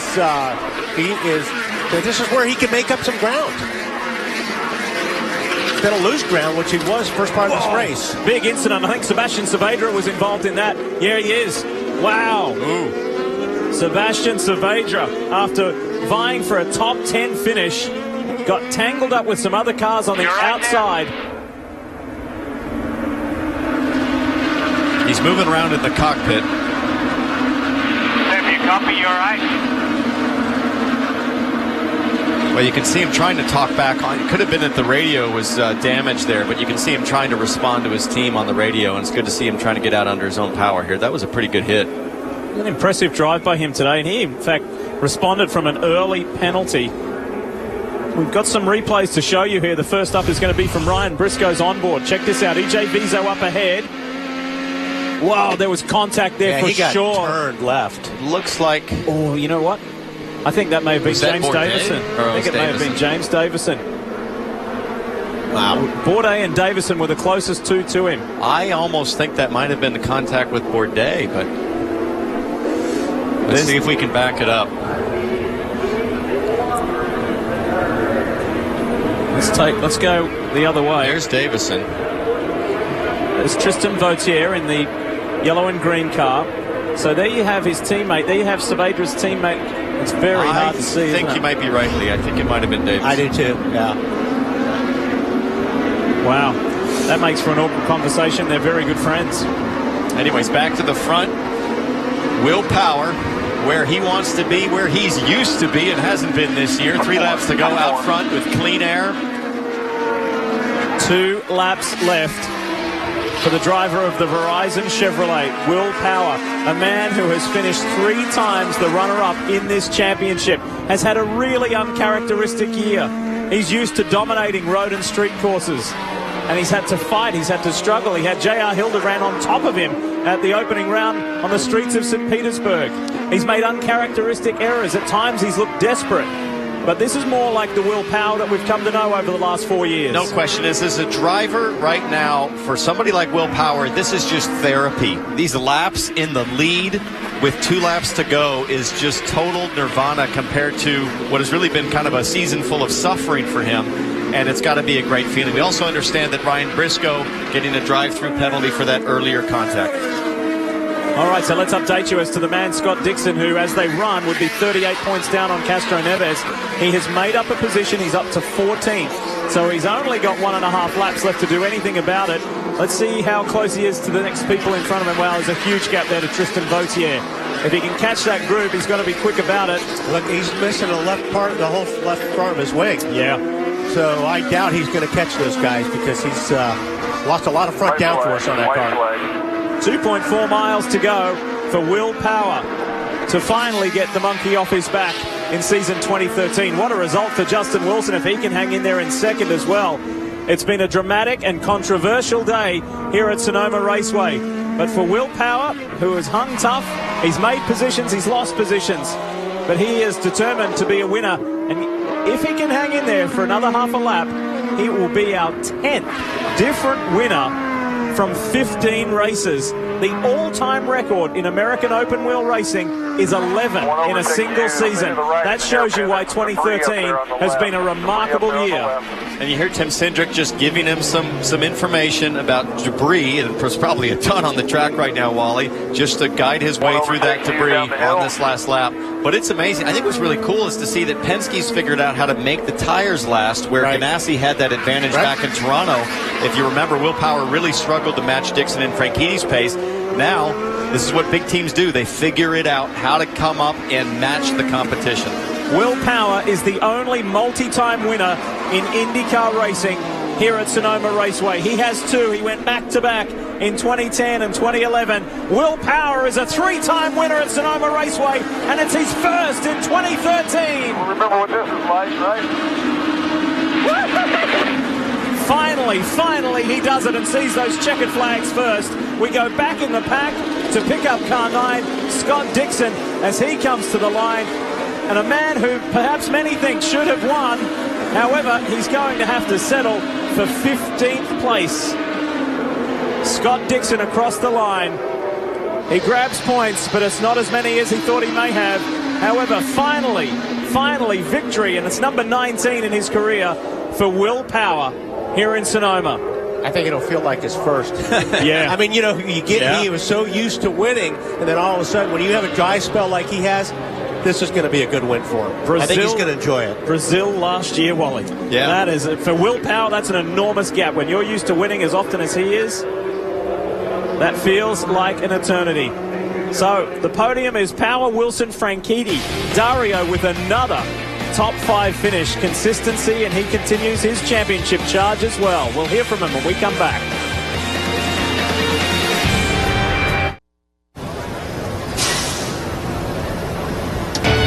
Back at Sonoma Raceway, where Will Power is just about ready to celebrate for the first time in a year and a half, but it looked like it was going to be Scott Dixon's day, and he was going to cut into the championship lead of Helio Castroneves even more. Instead of being within 15 or 20 points, you're now, I think it's 39 back. You're going to see the replay here for the first time on the monitor. Take us through your reaction to the penalty and ultimately what happened. Well, you know, it's hard to know. This is the first time I've seen it. And he's walking straight into our car. You can see where the other car is. He's walked towards us on purpose. That's probably the most blatant thing I've seen in a long time.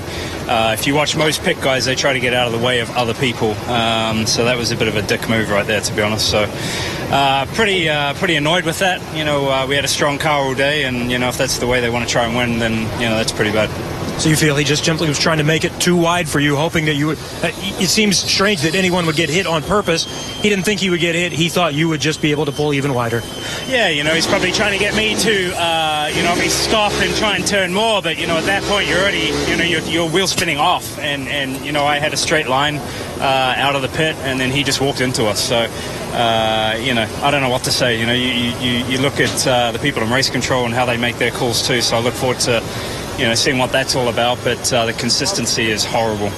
Thank you. Scott Dixon, maybe a win, instead 15th.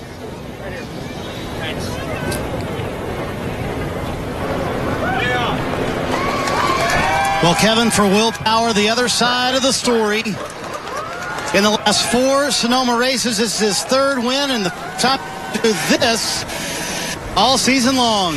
Oh, didn't get the infamous jump. I was waiting for the jump. Welcome back to Victory Lane. I got to ask you right off the bat, though, do you win this race if Scott Dixon doesn't get that penalty?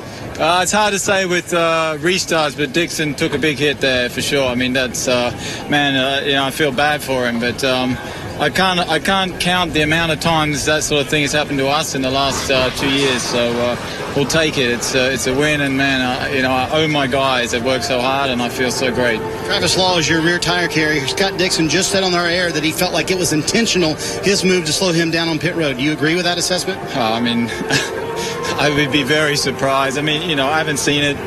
It's not even worth commenting on. All right, well, let's talk about this race for you. Did you ever imagine coming into this season it would be August before you got to do this? Probably no. You know, I really thought we'd win before that, but you know, we just kept at it and worked hard, and, you know, we're fast all weekend. So just stoked for the Verizon guys, for Tim and Roger, my engineer. I mean, we've been quite frustrated during the year, so very, very happy. You talked to me about the pressure of finally getting a win. Is it relaxing now that you've finally done it? It is. It's just like, oh my God, man. I've really learned a lot about myself this year. Really, really good, you know, mentally and all that. You know, when you're back in the pack, you learn things. So it's a good thing. He told me a few weeks ago, he said, this year has put me to the test like I never could have imagined. But when I finally do win, I'm going to appreciate it a little bit more. I think he appreciates it today, Jan. And Marty, of course, a lot of controversy. We heard both sides of the story, but the person who made that decision, Bo Barfield, race director, how did you make that call? Well, I mean, ultimately, we have a duty to protect everybody in the pit lane, and I can't actively protect, but if we have somebody that uses less than great judgment when they leave their pit box and we have an incident, then certainly we've got to make the statement, you know, by penalizing that we're going to make that call. So, you know, there's a couple of different angles that I think probably from the angle you're looking at now, the lines are a little bit confusing because we don't go in and change the lines everywhere we go. There's a different angle if you looked at, you could see the difference between the Target and the Verizon signs on the wall. And if you look at that with the 9 car leaving the pit lane, he clearly crosses right into the pit box, into the 12 car space, and that's where the violation occurred. So, you know, from that overhead right there, that as much as it looks like if you're looking at the white line, he's not in the box yet, he's actually been in that box for the 12 car in front of him for a solid half car length. And so that made it easy for us to make the call. You look at risk versus reward. The risk of hurting somebody in the pit lane versus gaining a couple of tenths or a second leaving the pit lane is certainly not worth it, and not something that we're going to look away from and not penalize guys. Okay, one question for you in the debate was that the crew member carrying the tire, according to Scott Dixon and Mike Hull, were walking towards them. They feel that he walked into them as opposed to Scott Dixon hitting them. What's your opinion? Well, I mean, ultimately that guy's in his own space, in his normal routine of activity that he's used to week in and week out. And for him to have the space, we looked at that certainly too. But if you also look at his right leg at the time that he got hit, he was as close to the other crew members in the car leaving as he could.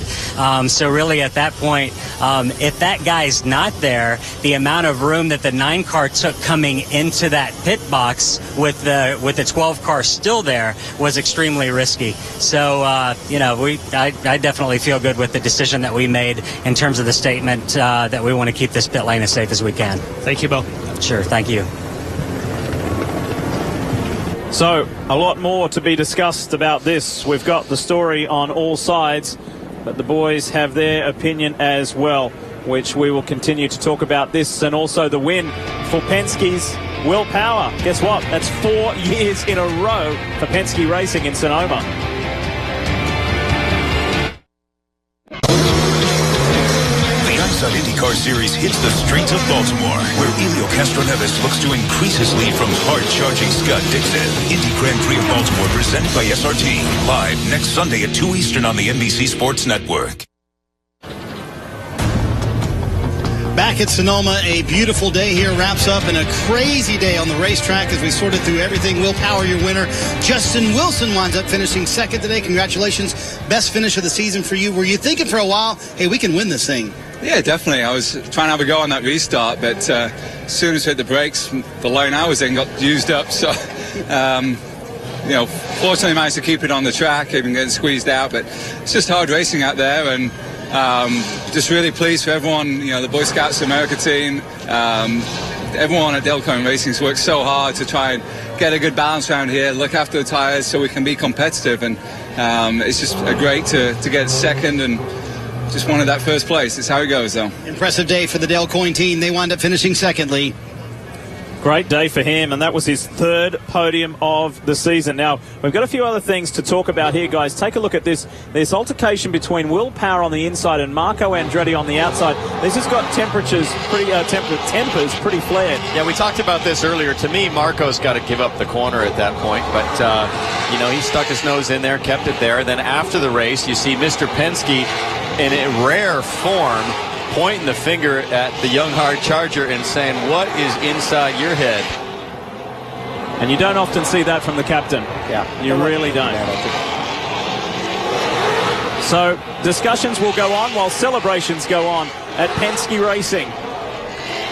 Let's take a look one more time, Wally. A couple more points. Go ahead, Townsend. Well, here's what I was going to say. If we can go ahead and pause it right here. Here's the part that miffs me. Number one, look at the gap between the rear wing end fence and the tire changer. He's making no effort to stay close out of the way. The second thing, look at how wide he's carrying his tire. He's carrying it on his side. Third thing, he's not even looking at a 650 horsepower Indy car race towards him. If Dixon were to turn right to try to avoid this guy and drop the clutch, he would have got hit harder with the left rear. That's right. Because the left rear would have swung around and hit him.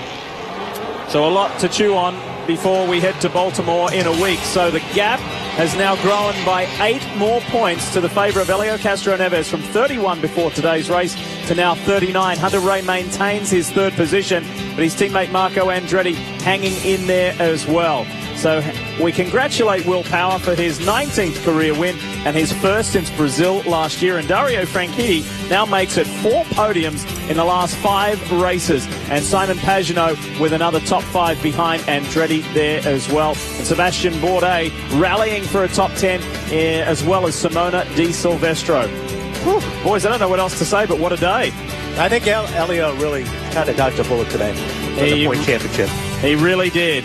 So, quick reminder to stay tuned for more action from this San Francisco Bay Area. The Louis Vuitton Cup is coming up, where Emirates Team New Zealand have a commanding position at the moment. But hey, we'll see you in just a week's time, September 1st, 2 o'clock Eastern, for the Grand Prix of Baltimore. Boy, there's going to be a lot said between now and then, and over on the opposing coast of this country. Hey, for more information of the IZOD IndyCar Series, log on to NBCSports.com. We congratulate Will Power, and we thank you for watching IndyCar on your home of open wheel racing. The man who's won the Tour de France. The NBC Sports Network thanks you for watching this presentation of the IZOD IndyCar Series.